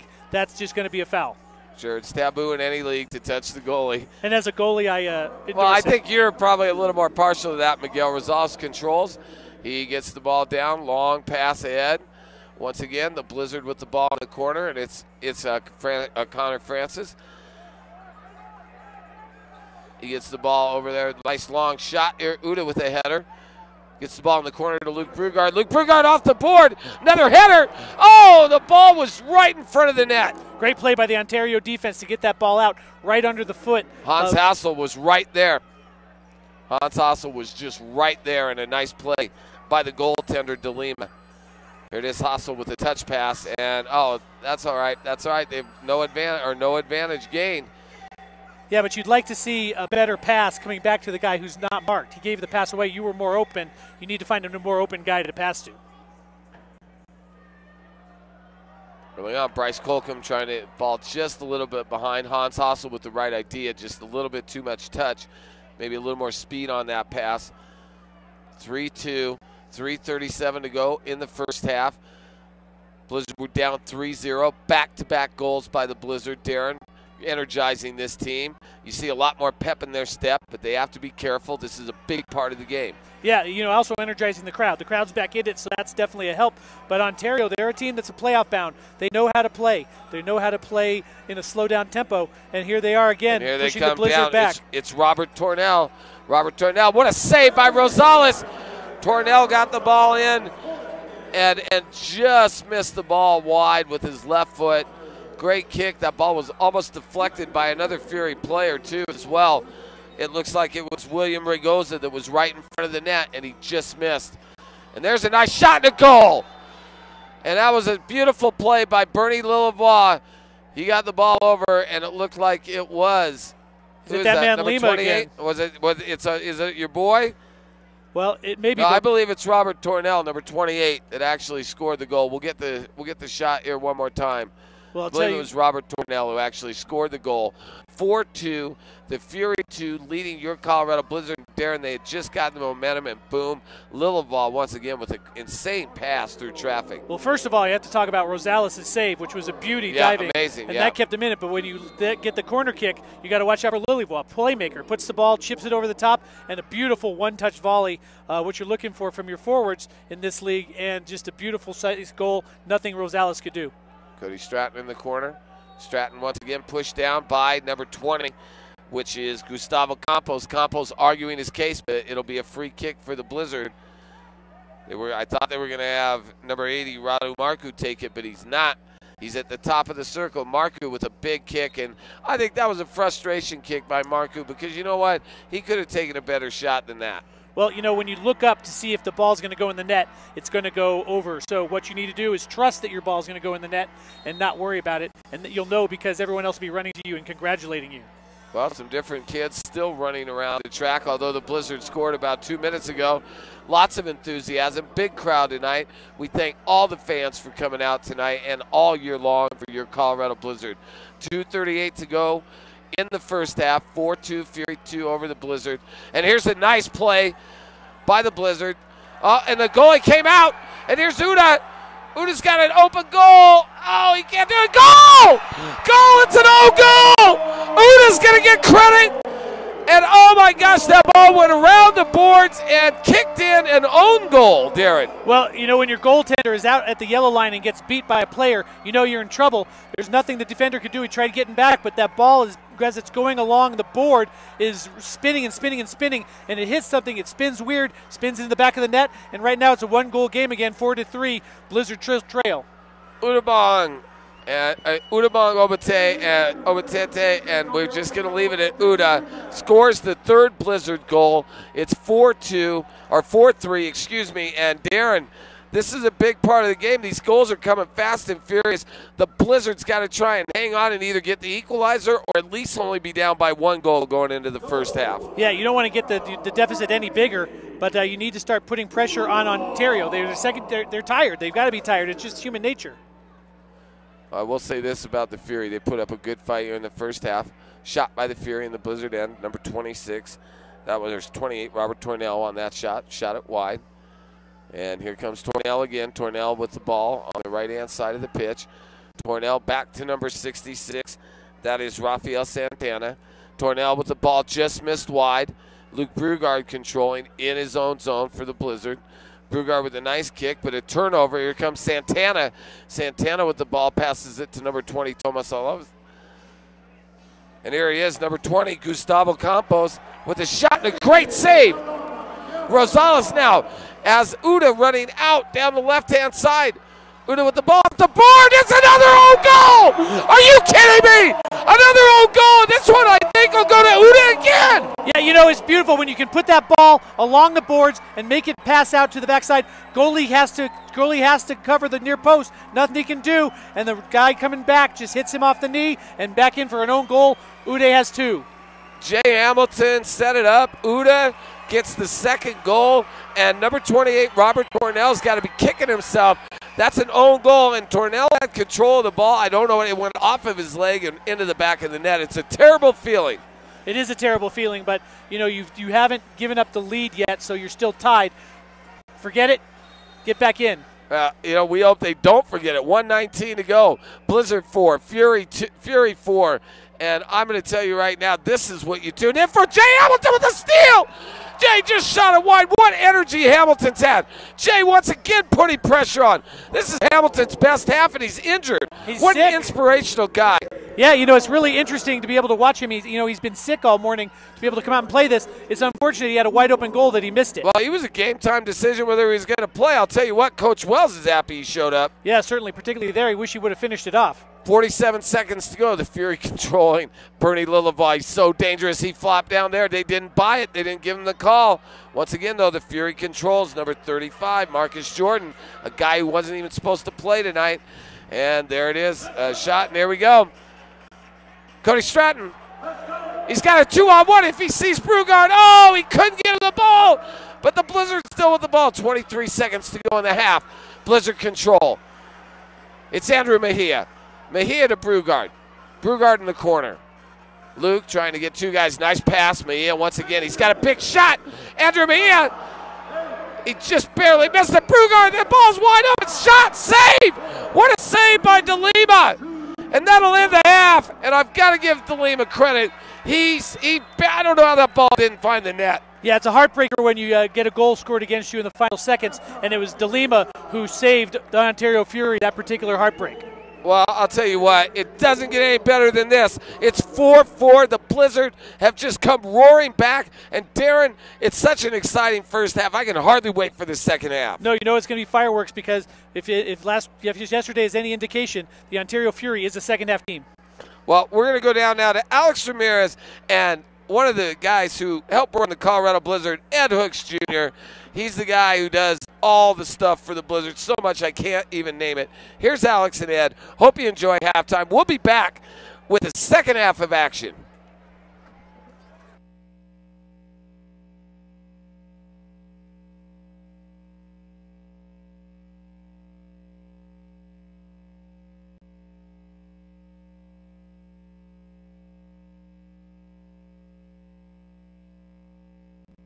Okay, everybody. Wow, what a first half, everybody. What do you think so far? I can't hear you. What do you think so far? There we go. I am sitting here with Coach John Wells, 4-4 against the Ontario Fury. Coach, what was that message you gave him in the second period? Well, I just told him to calm down and play like we know how to play. I mean, we got a lot of new guys playing tonight. Some of our first-choice guys got some knocks, some injuries from that 2-game weekend last weekend. So just told them to kind of settle themselves down, start knocking the ball around, have a little confidence in one another, and things will start coming our way. I mean, we're playing a pretty experienced team, even though they only got 8 guys over there, but we just need to calm down and play our game. Yeah, it looks like they're giving your guys the best that they can give because they played last night in Colorado Springs. They lost 11-13 against our arch rivals, the Colorado Inferno. What's your message to them at halftime, Coach? I'm gonna go talk to them about pressing a little bit. These guys are tired. We need to press them.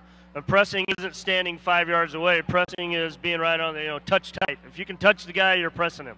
We need to do more of that. It got us a keeper kicking it out of bounds. It got us a goal. Got us 2 more goals. We just need to continue more of that. Yep. Well, good luck, Coach, and we'll talk to you after the game, okay? All right, thanks, guys. Sylvia Tassetti, we have a special guest here also. Here we go. I'll let you introduce him. So we have with us Mr. Ed Hooks Jr., the owner of Colorado Blizzards. And tonight is Fan Appreciation Night. Tell us a little bit about tonight and also about our wonderful sponsors. Thank you, guys.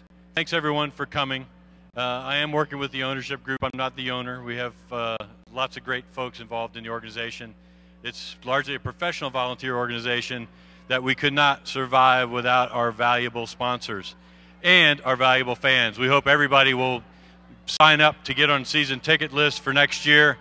We would appreciate it if you would take a moment to look at our dasher boards and all the quality sponsors from end to end, from Minuteman Press, Pepsi, Bay Equity, the Villa, Tamarind, Chris Weatherman Agency, who you speak to later, 100% Chiropractic, Metro Urgent Care, who helps keep our team healthy. Please support your Blizzard and support our sponsors so we can be back here next year. Also, we are happy to work within the community. We're pleased to have big brothers and big sisters here tonight. They've got a table out in the Coliseum concourse. Please consider, if you can, ever thought about it, being a pair, for a big brother or big sister. Go out and visit with them. They've got free swag if you want to, around section 101. They're by the front door where you saw them coming in. Anyway, thanks everybody for coming out. Thanks for your support for the Blizzard now and going forward. And thanks, Sylvia. You're welcome. Thank you so much. And now it's halftime.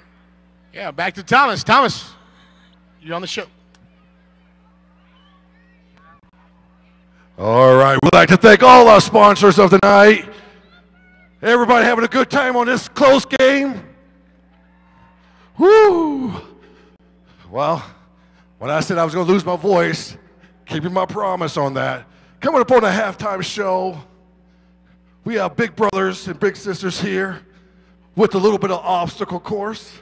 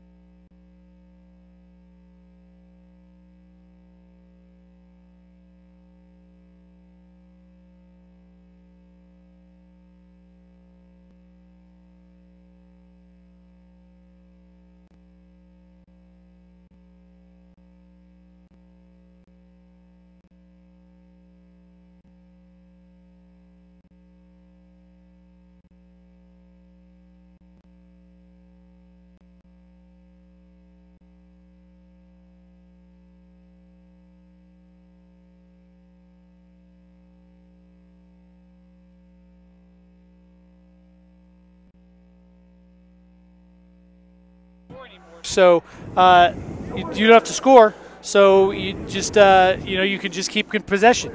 Whereas when you are a goal down, you need to get that goal up. You need to do something. You need to spark it. Well, Bernie Lillivaugh, not only the coach, but one of the better players still in the league.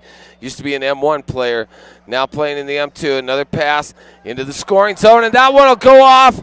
A Blizzard player, and the own goals have just been coming and coming. That was number 66, Rafael Santana, and he put it off Jimmy Wade. Yeah, just the thing you didn't want to see if you were a Blizzard fan. Once again, you're down by 1 and on a shot that really you should have saved. Unfortunately, it went off Jimmy Wade and bounced into the goal. There was nothing Rosales could do. It's a frustrating feeling seeing a very, very slow ball going just out of your reach and into the goal. Well, 5-4, the Fury 2 have retaken the lead over the Blizzard. We have a lull in the action. Blizzard with the ball in the corner. Out to Ree Armstrong, back at the top of the pitch. Back to midfield, and Miguel Rosales with the ball. Miguel with a nice little chip pass into the corner. Luke Biergaard bounces the ball off the board, and the ball's free, kicked out. Well, what you're seeing now is the Blizzard making a concerted effort to really try and press Ontario and keep them in their zone rather than the other way around. Nice pass. Number 66, Rafael Santana with a ball. And once again, the Fury looking like the fresher team. Well, another thing that you notice with the Fury too, because they have a higher squad. Gets the ball. Lillivaugh gets it back, and he tries to chip the ball. He chipped it high. A header by Luke Brugard, and there's a guy running open. It looks like it's Cody Stratton. Cody with the ball at the board, and here comes Brugard. Brugard, he just shot it high, Darren. He tried to play it off one bounce. Yeah, well, you need to get on top of that in order to drive it down. It's one thing I've noticed that Ontario does very well because they're a second division team. With the first division team, they are used to hitting that ball low. That's something that the Blizzard are not doing right now, and they're wasting opportunities. Well, right now, 5-4, Fury 2 over the Blizzard. 12:44 to go. Hope you're enjoying the broadcast. We are live from the Denver Coliseum. Joe Rico and Darren Copeland on the call. And once again, Santana, he just missed wide, and Rosales did a good job of cutting off the angle.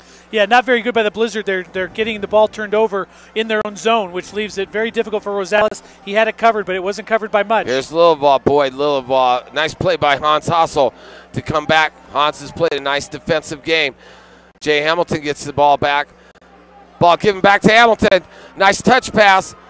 Running down is number 9, Karen Francis to Hamilton. Oh, and Jay with a nice chip. Yeah, they're going to call a handball here on the goalie, DeLima. And it's a blue card. Yeah, it's going to be a blue card. He slid outside the box, made a goaltending save outside the box. You cannot use your hands on purpose outside the box. That's a blue card. Well, it's going to be a penalty. Let's see who serves the penalty. The penalty will be on the goalkeeper, Clayson DeLima, and a Fury player will have to serve the penalty. And I feel sorry for it. Bernie. It looks like it's going to be Bernie Lillivaugh who will serve the penalty, and that tells you a little bit about Bernie. He's kind of an offensive guy. He wants a rest. But what you need to understand now is I think that there's a different goalie in for the Ontario Fury. So Clayson, and unfortunately for you, Christian Vidamarazic. Yeah, we're going to just say Christian Vidarazaga is in, and Christian will be the new goalkeeper. I'm not sure why DeLima was replaced. Was it the 3 back-to-back goals? Maybe his confidence was shaken. Bernie Lillivaugh not playing around. It might just be getting a guy an opportunity to play. Normally teams don't carry more than one goalkeeper on an away trip, so maybe in this particular instance they want to make sure that he gets some playing time. Jay Hamilton with a nice kick, nice free kick. Nice save up to the task, though. Uda with the ball. Uda to Luke Brugard. Luke Brugard with the ball. Back to Uda. Uda back to Luke Brugard. Luke Brugard trying to kick it, get it in the scoring zone. He tried to cross, and here comes a run out. Once again, Santana, definitely one of the faster guys I've seen. Great control. Santana just a magician with the ball. Yeah, and it's such a luxury to have guys who have speed because speed never takes a day off. And there it is. Robert Tormel, he's got an open shot. And what a save by Rosales.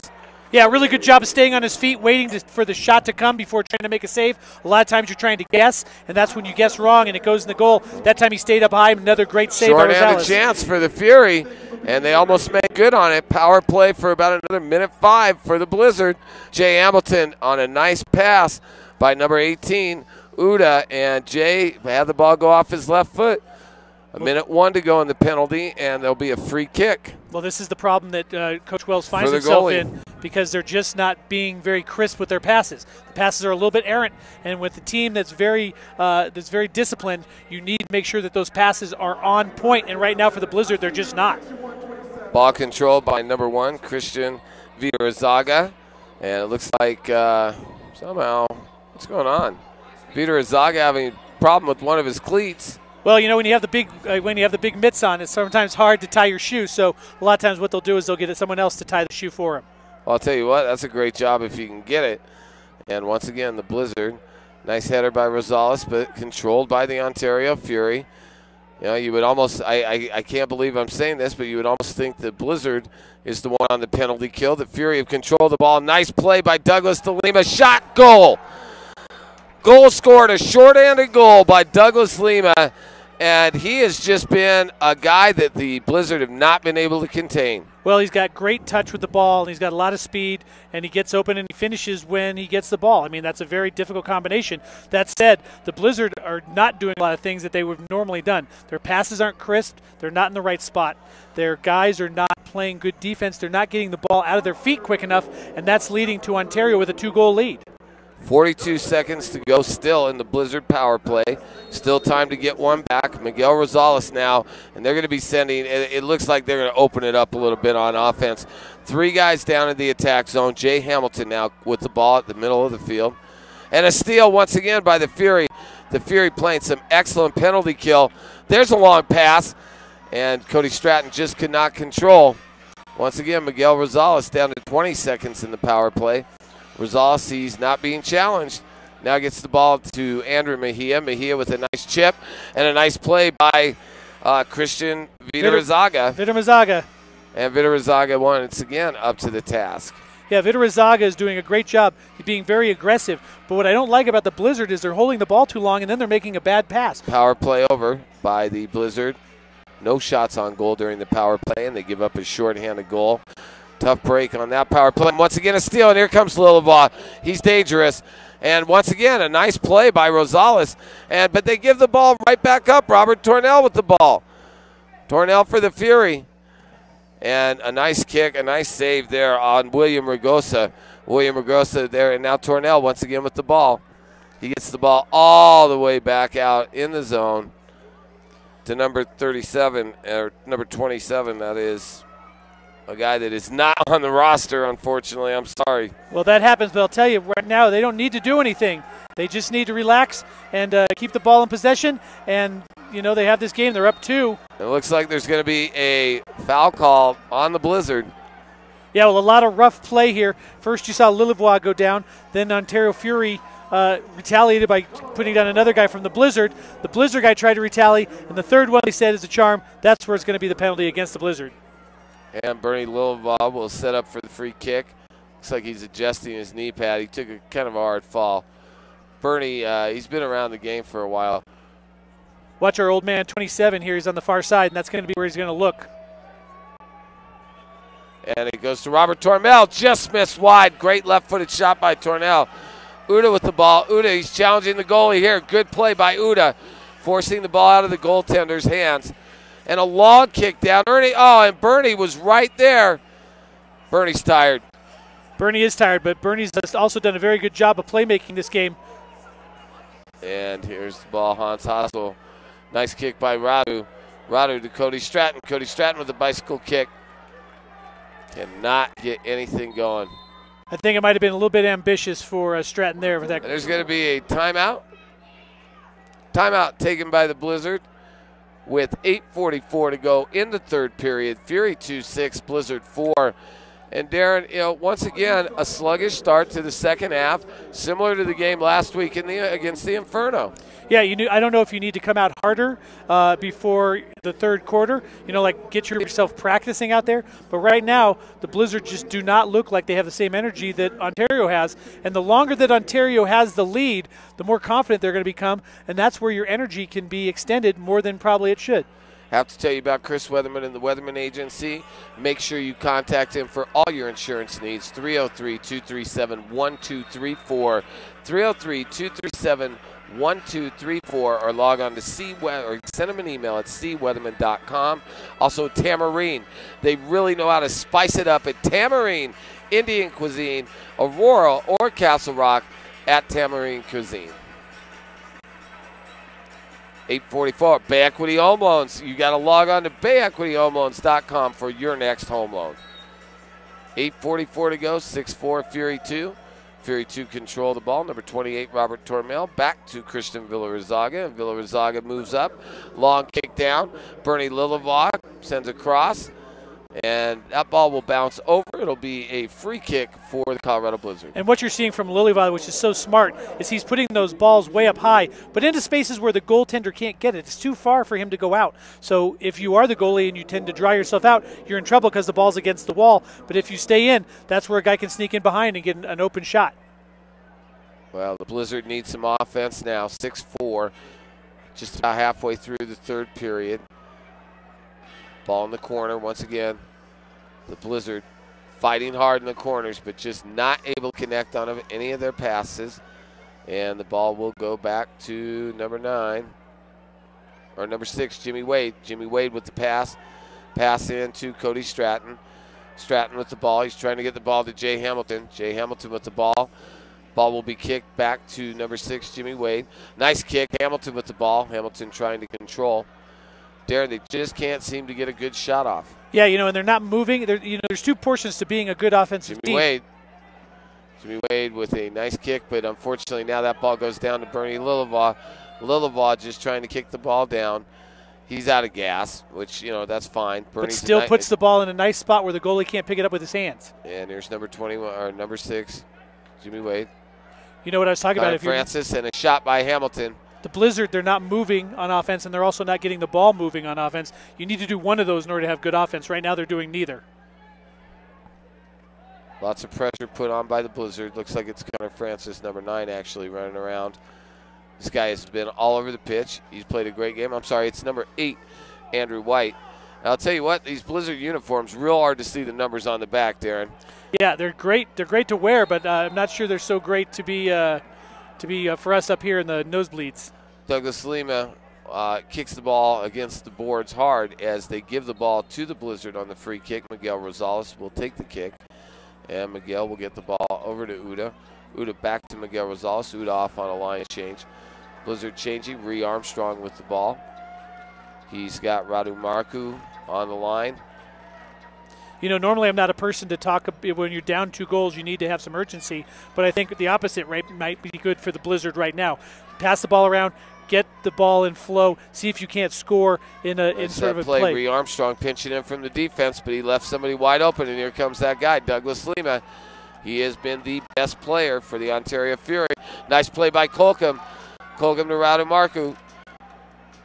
Lima's down. And it looks like right now the Blizzard, they're doing what they can to try and put some pressure in the attack zone. They have not been able to really control this game at all, Darren. No, they because they've been behind, they haven't been able to. Nice pass and some frustration. Bryce Colcom was open. Pass is not crisp by the Blizzard. Blizzard putting some pressure on the goalie, forcing the play now. Oh, and there's a trip right there, and that's going to be a call. And it looks like I cannot see the number, but boy, one of the Fury players. That's not an embellishment there. That one had to hurt. Yeah, they've been letting him play, but when you turn around to kick a guy, that's going to get called every time, and it definitely is not going to feel good in the morning.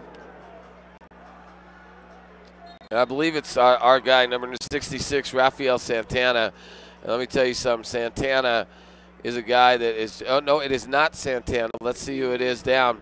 Cannot see the number on the back. Rafael Santana standing over his fallen teammate. Got to tell you about WizardWorks Security Systems Incorporated. Log on to wizardworkssecurity.com. The magic of technology, WizardWorks. And we would be remiss. Also have to tell you about Minuteman Press in Castle Rock. You can get right on today at MinutemanPressCastleRock.com. Minuteman Press, Of course, we don't want to forget and leave out our friends from First Bank because they're also good sponsors. Yes, absolutely. First Bank, where banking is good. And join us tonight and after every Blizzard game at the Rhino Beer Gardens for the official Colorado Blizzard after party. Or if you want a great place to take your friends, family, go to Rhino Beer Gardens. You can start by going on to rhinobeergarden.com. I can hardly wait. And the Fury player taken out of the game and into the box, still being administered by the training staff. And you never want to see serious injuries in the game. No, you never do. But if you can get a guy out, that causes the other team to get more tired. So watch for that. Nice play by Rosales, once again cutting off the angle. The Blizzard just can't get to these loose balls. Another ball right out of the hand, right out of the reach of Rosales. He has to make a choice. Went down and made the right choice this time, but it was close. Number 66, or excuse me, number 66, Santana, once again with the ball. He's just controlled this ball. Rafael Santana's played a great game tonight, Darren. Yeah, he certainly has. He's, he doesn't have a goal, he doesn't have an assist, but he's done so much work on the field. He's been hard to miss. And he's been the guy who's gotten a lot of the offensive started. He's gotten a lot of the offense, into the zone. He's got great footwork, and he's fast with the ball. But now it's time for the Blizzard. Here comes number 21, Andrew Mejia. Mejia has a guy wide open down there. It's Jay Hamilton. Jay Hamilton with the ball. Jay with a nice kick, just wide. Sets it back up for Mejia, and now here's our man. Here's the man right there, number 34, Douglas Lima. Gets the ball back to Lilivaugh. Lima with the ball. Once again, Lima with a shot just wide. Such a dangerous player. Yeah, and when you're pressing to try and make up goals, that's when you get odd man rushes going the other way. Andrew White with the ball. Back to Rosales, back to Andrew White. Yeah, you need to be doing this ticky-tack passing in the other end, not in your own end. There we go. Ball out to Luke Brugard. Brugard down the right-hand side. Brugard with a nice kick. Nice play by. It'll be an off of a Fury player, and it'll be a corner kick. Unfortunately, Luke Brugard is limping a little bit. Not sure what he did. Might have hit the turf before he hit that ball. Well, it looks like he really hurt his leg, and we'll keep an eye on Luke Brugard. There's another guy that the Blizzard cannot afford to lose. Into the game, replacing him, number 80, Radu Marku. And Jay Hamilton will take the kick at the top of the circle, just about 5 yards away from the goal. Wall set up. I look for this ball to go to number 4, Ree Armstrong. He's not doing it. He's giving it to Radu, and Radu with a nice shot, just a bit high. Ree Armstrong with the ball. What they're looking for is a little bit more curve on that one, and that was a pretty straight shot. It was a hard shot and close, but a little spin that might have gone in. Stratton in the corner gets the ball back to Ree Armstrong. Ree gets the ball to Radu Marku, and the ball stolen. And here comes a run out. Miguel Rosales still back at midfield in control. Back to Ree Armstrong. Ree with the ball. Ree trying to make a nice pass. He does. Cody Stratton with the ball. Back to Radu. Radu with the ball, and he cannot kick the ball into the net. They're getting the passes into the scoring zone, but these forwards are not putting the ball in the net. Well, Ontario understands that they don't need to score any more goals. They just need to hold out goals. So they got all their guys in the box, and they're daring the Blizzard to shoot it. Nice save by Miguel Rosales, and a nice ball by Bernie Lilivaugh. That's that experience of Lilivaugh. He saw Rosales out of the goal, almost scored the would have been a backbreaker. Yeah, you look crafty under the dictionary, and you see Bernie Lilivaugh. Nice steal by Bryce Colcom. Nice pass. Blizzard with the ball in the attack zone, but cannot score. And a run out. Bernie Lilivaugh is wide open down there on the left-hand side, now covered by Uda. And the Fury will control the action. Rafael Santana. This guy could run all night. I get the feeling, Darren, he could run a marathon and still be wanting to run some more. I know, no kidding. But the thing that I'm most interested in is Lilivaugh. He does such a good job coaching from the field. As he gets more tired, we'll see if he takes on more of the coaching duties and less of the playing duties. I believe he will. Miguel Rosales with the ball. Takes the ball down. Nice kick to Uda. Uda has again with a guy wide open. And did not see him. Uda with the ball at the board. There's an open net. And a nice play by Douglas Lee, or by one of the Fury players. And there is somebody down for the Blizzard. Is it Jay Hamilton? I'm not sure who it is, but he got crushed in the corner, and he's not feeling very good right now. Going to have a few words with the referee about that one, I think. I cannot see who the injured player is for the Blizzard. I'm looking to see if I can see Jay Hamilton on the bench. I think it's Hamilton that's down, and it is. Well, Jay's such a tough competitor, man. He's just such a guy that, and he's indispensable to this team as far as, you know, a victory goes. Jay Hamilton is a key to so many things for this team. Well, one of the assistant coaches, so you know that he's into the game, he's into the team, he's a team player, he's a guy that's dangerous from anywhere, but just not feeling it right now. I think he's feeling a little banged up. Well, he's probably feeling a little groggy. We have to check him. I hope he's not concussed. It looks like he took a big hit on that play. Andrew Mejia will take the free kick for your Colorado Blizzard. 6-4 Fury, 2:15 to go in the third quarter. Blizzard fans, get ready. It looks like it's going to be a wild finish. Darren, we need some of that Blizzard magic to come back to the Denver Coliseum. Yeah, well, if they finish the fourth quarter like they finished the second quarter, then they should be in good stead. But right now, those shots that they're getting on goal just aren't going very fast, and they're being saved by the Ontario defense. Once again, into the corner, Hans Hassel with a nice kick. Hans trying to set it up. Here's Douglas Lima. And Bernie Lilleval once again, cherry picking in the corner. And Bernie did not have a good kick at it, and so the Blizzard control, Miguel Rosales.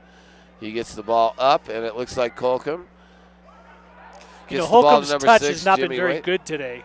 It's actually Andrew Mejia, I'm sorry, number 20. Well, look at Ree Armstrong running all the way down the pitch. They did not see him.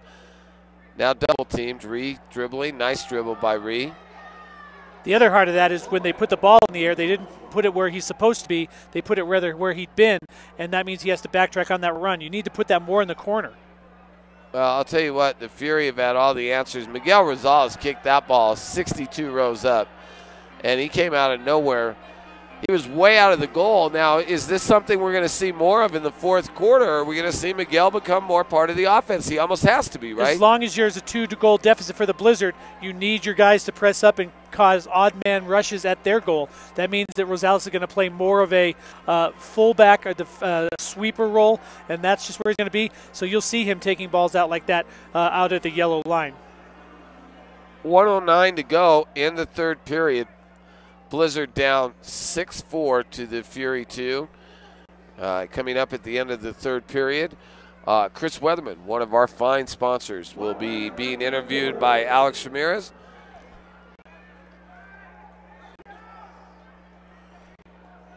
Fury with the ball in the corner. Jay Hamilton now back out on the pitch. That's good to see. Yeah, Charlie just felt a little. Jay with the steal. He almost jarred that ball loose. Forces the ball. Forces a turnover. Hamilton with a great job right there. His hustle forced a turnover, and the Blizzard will take a free kick at the top of the circle. I know I sound critical about the Blizzard, but I feel like this is stuff they should have been doing from the get-go. They should have been pressuring the goaltender from the get-go, not now when they're down 2. Well, I will say this, right now is the time that they need to really just basically run the equivalent of a full court press. I would expect to see Blizzard players putting a lot of pressure on the goalie from here on out. Yeah, well, they need to. They need to get some shots on goal. And Jay Hamilton and Reku Marku with a trick play did not work. Jay ran through the ball and then raided with a big kick, but unfortunately right into a Fury leg on the wall. Pretty easy block there. 24 seconds to go. The Fury 2 attempting to just run out the clock here in this third period. Here comes number 66, Rafael Santana, and the Blizzard will control once again. Andrew White. White with the ball, and it seems like this one will end.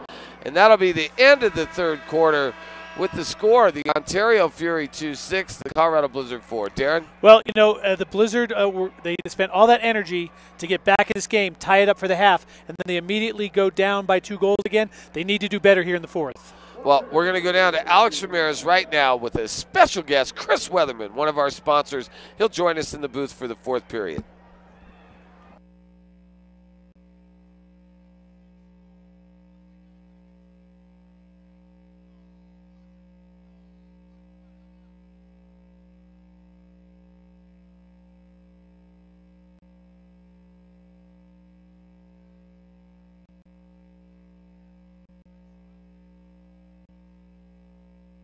sponsors for the Colorado Blizzard tonight. He's been doing, you've been doing insurance now for 34 years in the Mile High City, servicing your auto, your home, your life policies. Chris, talk about your experience with the Colorado Blizzard so far. You know, I'd never been to a Blizzard game before this season, and it's one of the most exciting games that I've ever seen. And I recommend everybody get their friends. The playoffs are coming. We need to support the Blizzard, so let's get them out here to do that. Well, speaking of the playoffs, we were told earlier by the owner, Gary Faircloth, that yes, our Colorado Blizzard will be hosting the playoffs here at the Denver Coliseum. Wow. Breaking news, guys. That's awesome. We will be hosting the playoffs here. Chris Weatherman, not only are you a sponsor for the Colorado Blizzard, but you're also a sponsor for our show, The Final Word on Mile High Sports Radio, with my guy Joe Rico up in the booth, which you're going to talk to in a minute. We are just tickled to have you. And real quick, life policies right now are more important than ever to have. How can we get a hold of you and your phone number? You can give me a call at 303-237-1234. Easy as 1234. And I'd like to thank the Blizzard and Alex, you and Joe, for allowing me to share these times with you and sponsor your programs. It's just been a wonderful experience. Well, we appreciate you, buddy. And guys, we got to do this. Fourth period's coming up. Let's go, Blizzard. Let's get a win before we go to the playoffs. Let's go, Blizzard. Let's get them going. Back to you, Thomas. I'll tell you what, if that doesn't get you hyped up, this will. You got to head out to Astro Tap House in Castle Rock. It is the place, over 200 different beers on tap. It might be a place you and I need to go out to the Rhino Beer Garden. Yeah, well, maybe not the same night. I don't know. That's a long drive. But I think that's possible too. But I'll tell you what, if the Blizzard does not start scoring some goal, it's going to be a long night for all the Blizzard fans. 6-4. It's time to start the fourth period.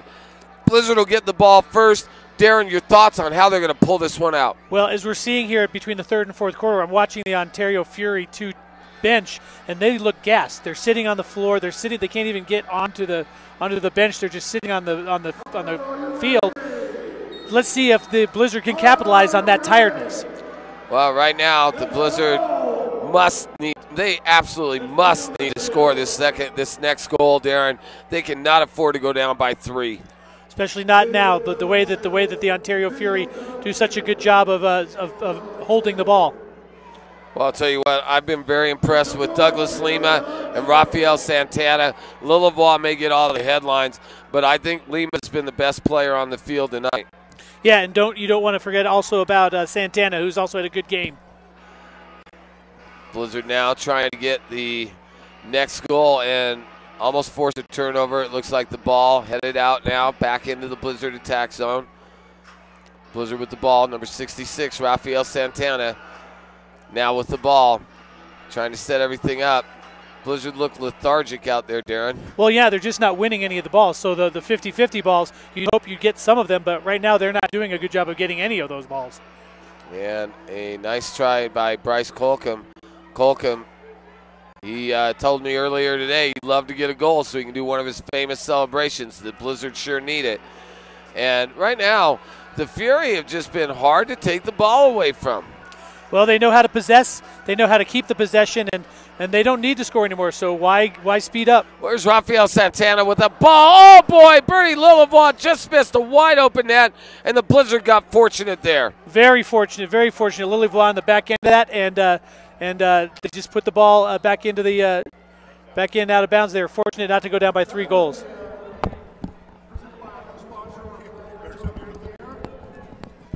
Well, Darren, I'll tell you what, 13:22 to go, 6-4 Blizzard. Now we are privileged to be joined on the broadcast by one of my good friends and partners in the Final Word, also a guy you need to make your insurance agent if you're listening to the broadcast, and I'm talking about Chris Weatherman. Chris, thank you first of all so much for everything you do for myself, Alex, all the wonderful citizens that are your insured customers.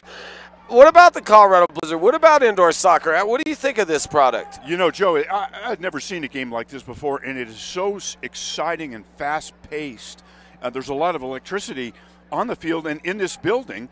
just because of the pace of this game. It's fun. It really is fun. Well, for those of you who don't know your background, you're a former high school lacrosse coach, and we were talking games very similar in a lot of ways to lacrosse. Talk about some of the strategies you see out here that are similar in the game of lacrosse. Well, I mean, on the attack side, I see him setting up a guy in the middle who would be like a midfielder on the lacrosse team, might be the center midfielder, and on the other side, when they're clearing the ball, they'll kick it back to the goalie and clear it around through the backside on the offside where the players are not concentrating.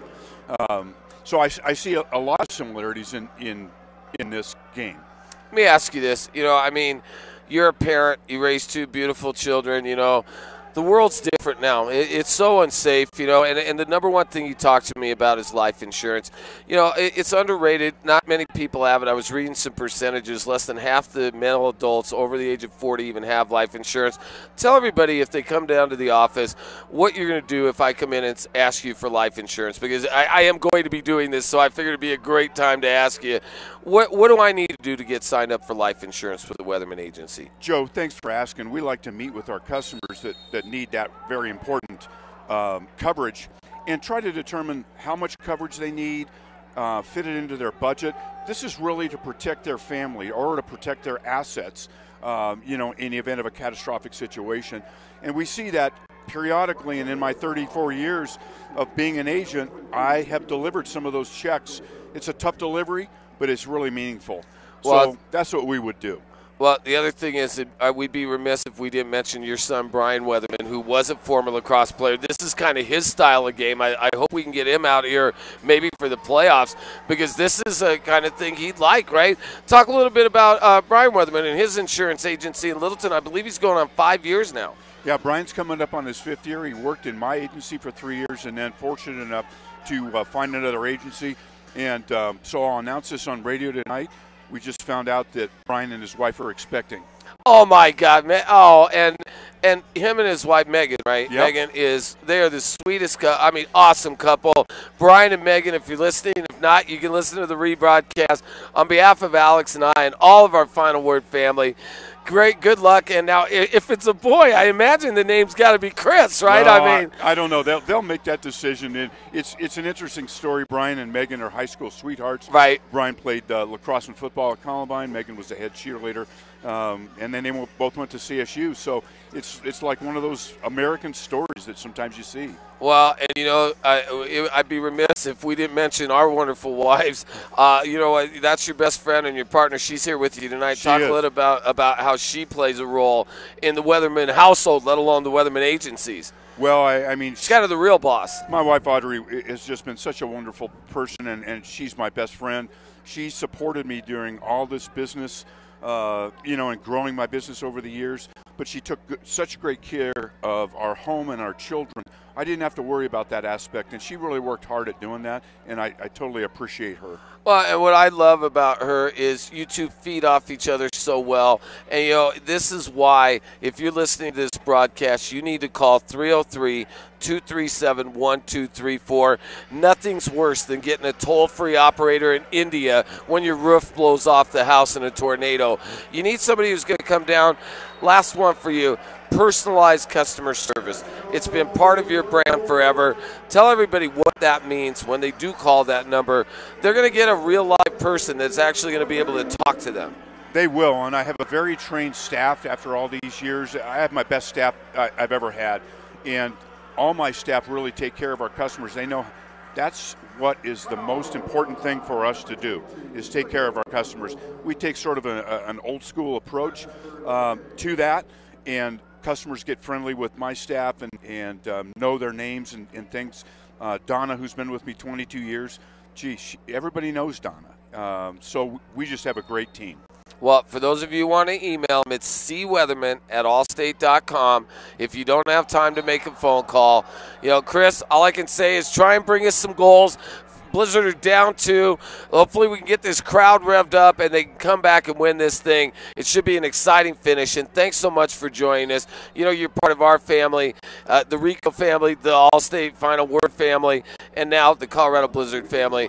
I wouldn't know what to do without you. Thank you for everything you do for us. Joe, thank you. I appreciate the time you spend with me. Well, the man, that's all I can say. Chris Weatherman, you can catch him tomorrow morning, 10 a.m. to noon. You'll hear his commercials beaming proudly, and we'll tell you all about why you should call 303-237-1234. If you don't have life insurance, you're listening to the broadcast. Hey, if we rang a bell, call the number tomorrow. You don't know where to put your money in asset investments. Andy Loomis, your team, last one. Can't leave the telecast without mentioning Andy and your team. No, yeah. It's hard to invest your money in this day and age.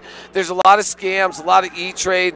If I've got some money, somebody died, somebody left me money, I don't know, have a clue how to invest it. What do you and Andy do for those customers? Well, Andy handles some of those needs that our customers have in that arena. He is very good with life insurance and life planning. And he's had over 35 years of experience. He's got more experience than I do. So he's a guy he's our go-to guy that we rely on to protect families. Well, right now, Chris, I'll tell you what, we're going to get back to the broadcast. I hope you and your lovely wife enjoy the rest of the game, and we'll look forward to having you in studio soon. Papa D is going to be coming in a couple weeks. He really wants you to meet him there. So we really appreciate you, and we'll talk to you soon on the final word. Awesome. Go Blizzard. Yes, the one and only Chris Weatherman from Allstate Insurance. You can catch him on the final word tomorrow morning. His commercials are beaming all over the place. He will be with us, hopefully until either Alex or I just don't exist anymore. We wouldn't exist without the Weatherman Agency. Back to the action. And Darren, while we were doing such a great interview with Chris, no score. Tell everybody what they missed. Well, they certainly missed a lot of opportunities, and it looks like the Blizzard are finally starting to put a little pressure on. It's a little bit late for that, but they did get a couple of balls close to a goal and a couple nice saves. But still only 4 goals, and that's just not enough if you're going to be winning in the playoffs. Jay Hamilton with the ball, 6-4. I've sensed some Blizzard magic coming up. Jay Hamilton once again with the ball, and now it's the steal, and they have numbers. Running down the pitch, it's number 28, Robert Tornell. Nice play right there. They're going to let him play. They should. Nice play by Colcom. He gets the ball to Andrew White. Andrew White in the front. Back to Colcom. Colcom to Andrew White. He's got his defender beat. Andrew White in the box. Nice pass by White to Bryce Colcom. He's got a huge shot. They're trying to set him up. Nice shot off the boards. That was a tough play there. And it looks like there's an injury down. Yeah, the goalie is down. No, it's not the goalie. It's actually one of the, it's one of the players. I can't see who it is, but when they played the no call, they said there was no foul. However, the Blizzard player fell on top of the Fury player. I'm not sure who that is in the corner, but that's how the injury happened. Well, I'll tell you what. I don't think are they going to give the ball to the Fury on a free kick? No, because you don't have to blow the whistle when someone's injured. You don't have to do that. That's a ref's prerogative to do one way or another. But they did call it. They did eventually. Blow the whistle. Eventually. Right. So it'll come back here. It'll probably go back to the Fury, and Fury will pass it down now to. Let me ask you this, because you never want to assume. I mean, we're talking about people being injured. Is this a tactic that's used in the indoor game, though? I mean, and I'm not accusing anybody because I don't know the severity.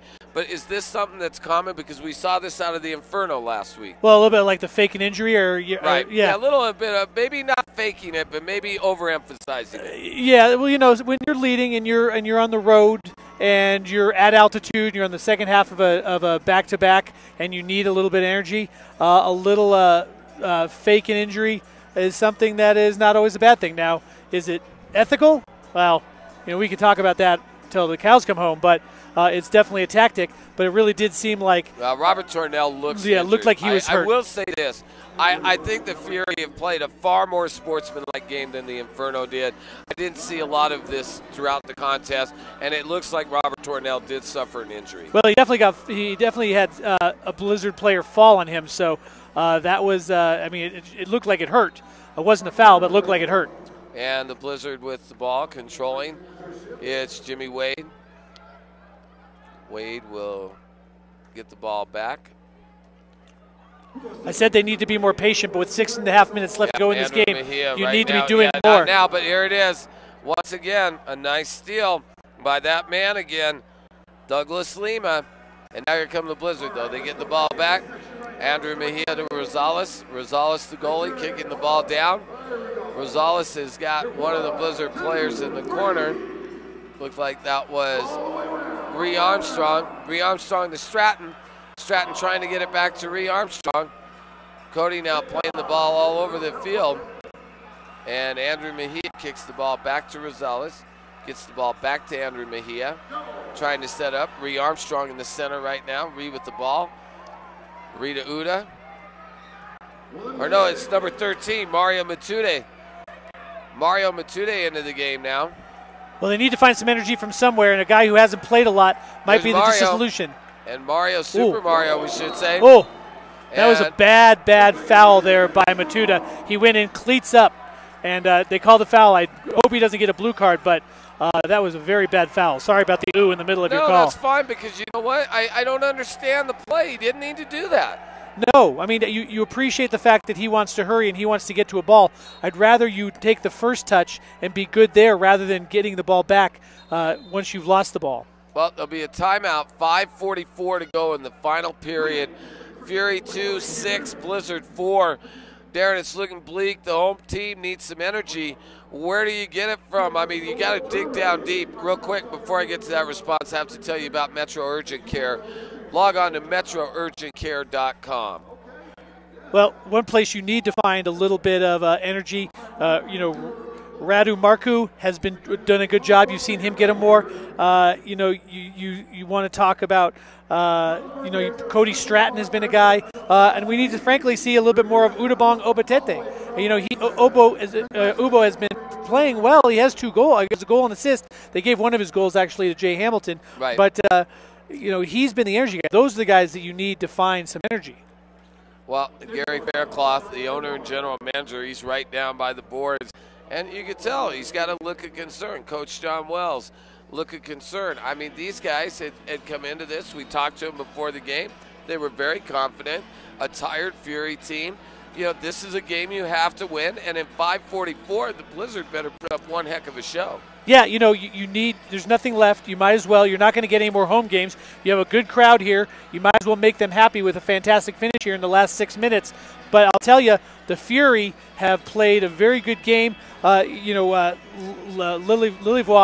who is the coach, has them very, very compact and right in line defensively. They just look like they're playing very well. And it served them well right now as they're up by 2. Well, Cody Stratton will stand in front of the ball as the Fury get ready for the free kick. Robert Tornell will kick the ball all the way down the field. And he'll go to Rafael Santana. Santana back, gets the ball. Nice dribble by Santana, stolen by Bryce Colcom. Bryce Colcom outnumbered 2-1 though. Tornell trying not to foul him. Ball back to Miguel Rosales. And here comes Rosales dribbling up the pitch. Rosales with a long pass, and there's Jimmy Wade on a run out. Jimmy Wade with a nice ball. Cody Stratton, and Cody could not get the ball to Jay Hamilton. Jay had an open net. Yeah, that was a great pass. Unfortunately, it was a little bit hard. Jay Hamilton couldn't handle it. Went all the way back to midfield. It's kind of the way the Blizzard's game has gone today. And the Ontario Fury, to be honest, has really played well, but the Blizzard have not had the luck on their side at all. Jimmy Wade to Bryce Colcom. Colcom in the corner trying to initiate the action, and he looks a little tired. I mean, you would think the Fury would be the tired team, but here's a run out. Here's a breakaway for the Fury, and a nice defensive play by number 6, Jimmy Wade, getting back, and here comes the Blizzard.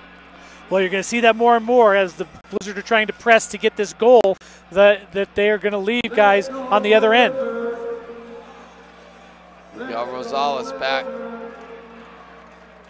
Gets it to Radu. Radu to Rosales. Blizzard desperately need a goal. Just about 4 minutes to play. And Radu Marku with the turnover. Fury kicked the ball all the way back down. Miguel Rosales with the ball now. Rosales kicking the ball for Mario Matute. Did not connect on that pass. And now the ball goes back to the Ontario Fury. And it's Robert Tornell once again in the corner, trying to beat Radu Marku. Rosales with the kick, gets it to Ree Armstrong. And the Fury are content to only have 1 or 2 guys in the attack zone and put everybody back. Well, you can be content because those 2 guys who are in the attack zone are doing a really good job of holding up the ball and then getting a shot. I mean, they're playing very well, lots of creativity, and then they press on top of the goalie and then they get the ball back. And here he comes once again, number 34. Another shot, almost finished the game off with what would have been his hat trick, and a player is down. Once yeah, that's again. going to be Tornell again, and again, it was a foul that the referees didn't see. He got hit right in the shin, no call, and if I'm Tornell, I'm wondering where that whistle is. Well, right now with 3:24 to go, the Blizzard absolutely need to score a goal. I mean, Darren, we know how quick things can change in soccer, but it's getting down there. 3 minutes, 24 seconds to go. It's time to really start thinking about making Miguel Rosales a bigger part of the offense if you're going to have him in goal at all. Yeah, you might have to put in a field player and let the field player play in goal. You need to do something to spark this team. You only have 3 minutes left to go. You need 2 goals.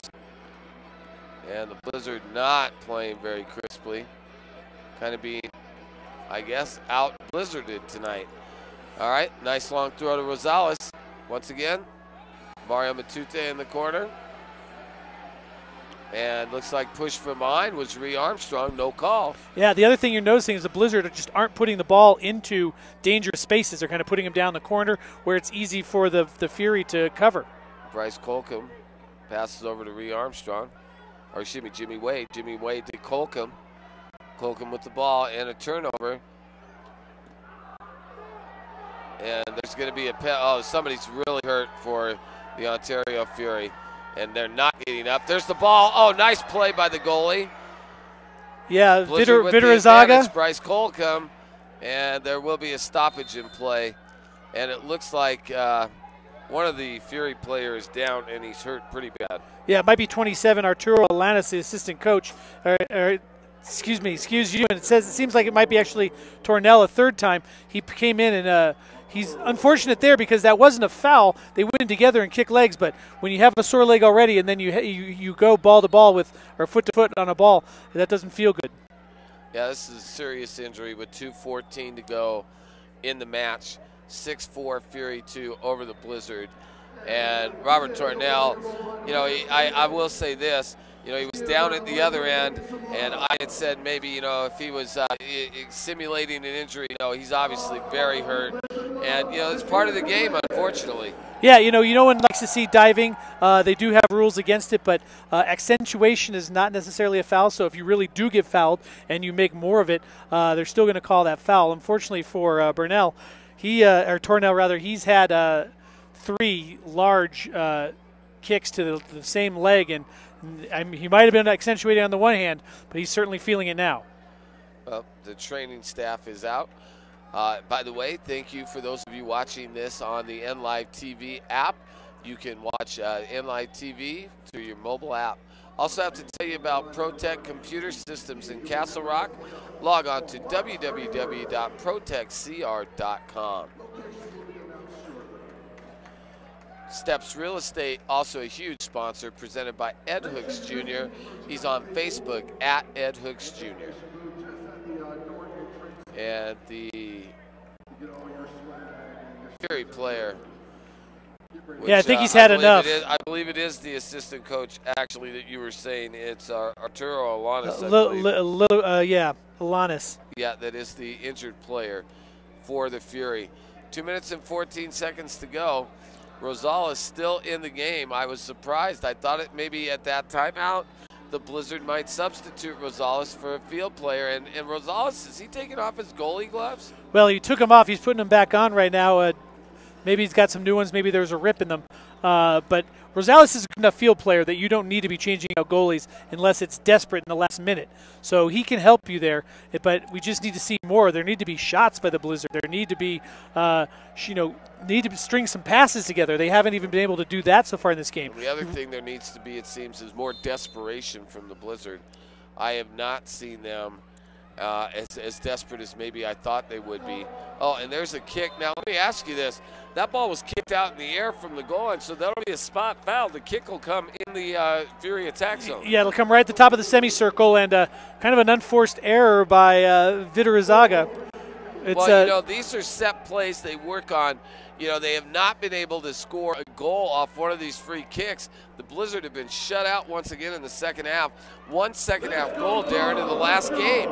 Yeah, you know, they had the one goal by Andrew Mejia to open up the scoring on his free play, but they haven't had much else going on. And, you know, you talk about them not scoring one goal in the second half last week. None in the second half this week. Second half this week.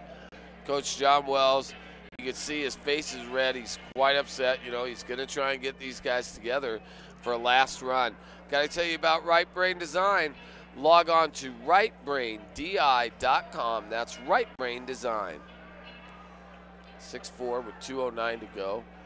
Also have to tell you about 100% Chiropractic, the official training staff, part of the official staff of your Colorado Blizzard.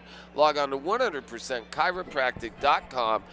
Get your back fixed, your neck fixed. We saw the doctors, and they do some great work down there at 100% Chiropractic. Yeah, we might have to go down there after the game. They were giving all sorts of people adjustments before the game. Also tell you about Pepsi, delicious, refreshing Pepsi, the official soft drink of your Colorado Blizzard.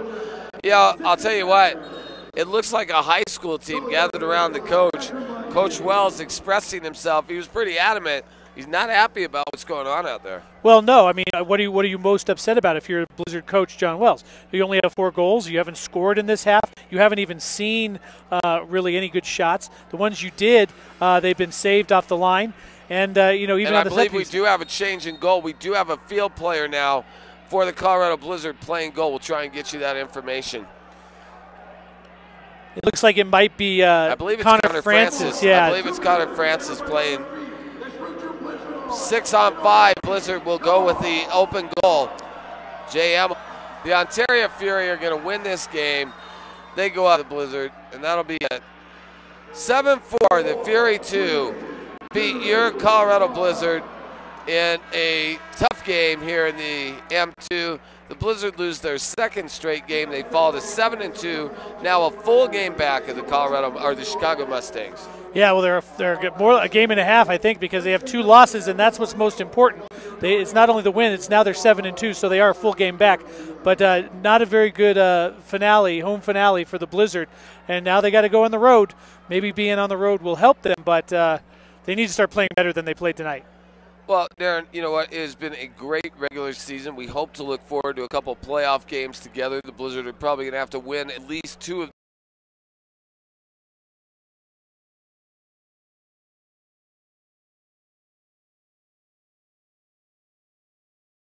these 3 road games. For that, we're going to go down to Alex Ramirez. Thank you so much. Your final score, the Fury 2-7, Blizzard 4. For Joe Rico, for Darren Copeland, this is Joe Rico signing off from the Denver Coliseum. We'll see you for the playoffs.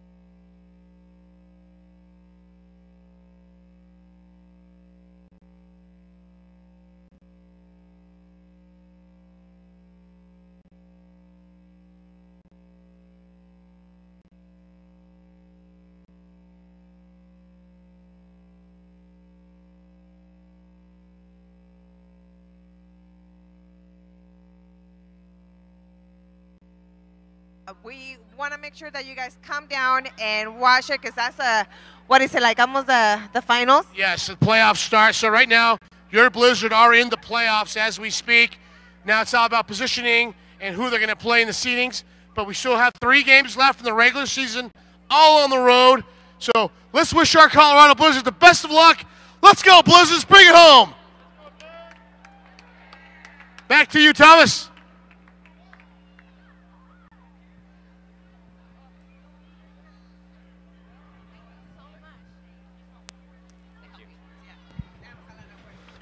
All right, let's go ahead and come on to the field and get autographs onto the field. Once again, come to the after party. It is Saturday right now. come to the Rhino Beer Garden, the official Spartan for the after party. We'd like to thank the game represented by First Bank. First Bank, the official sponsor of the Colorado Blizzard, as well as Pepsi for all your supplies of the replica jerseys you have on.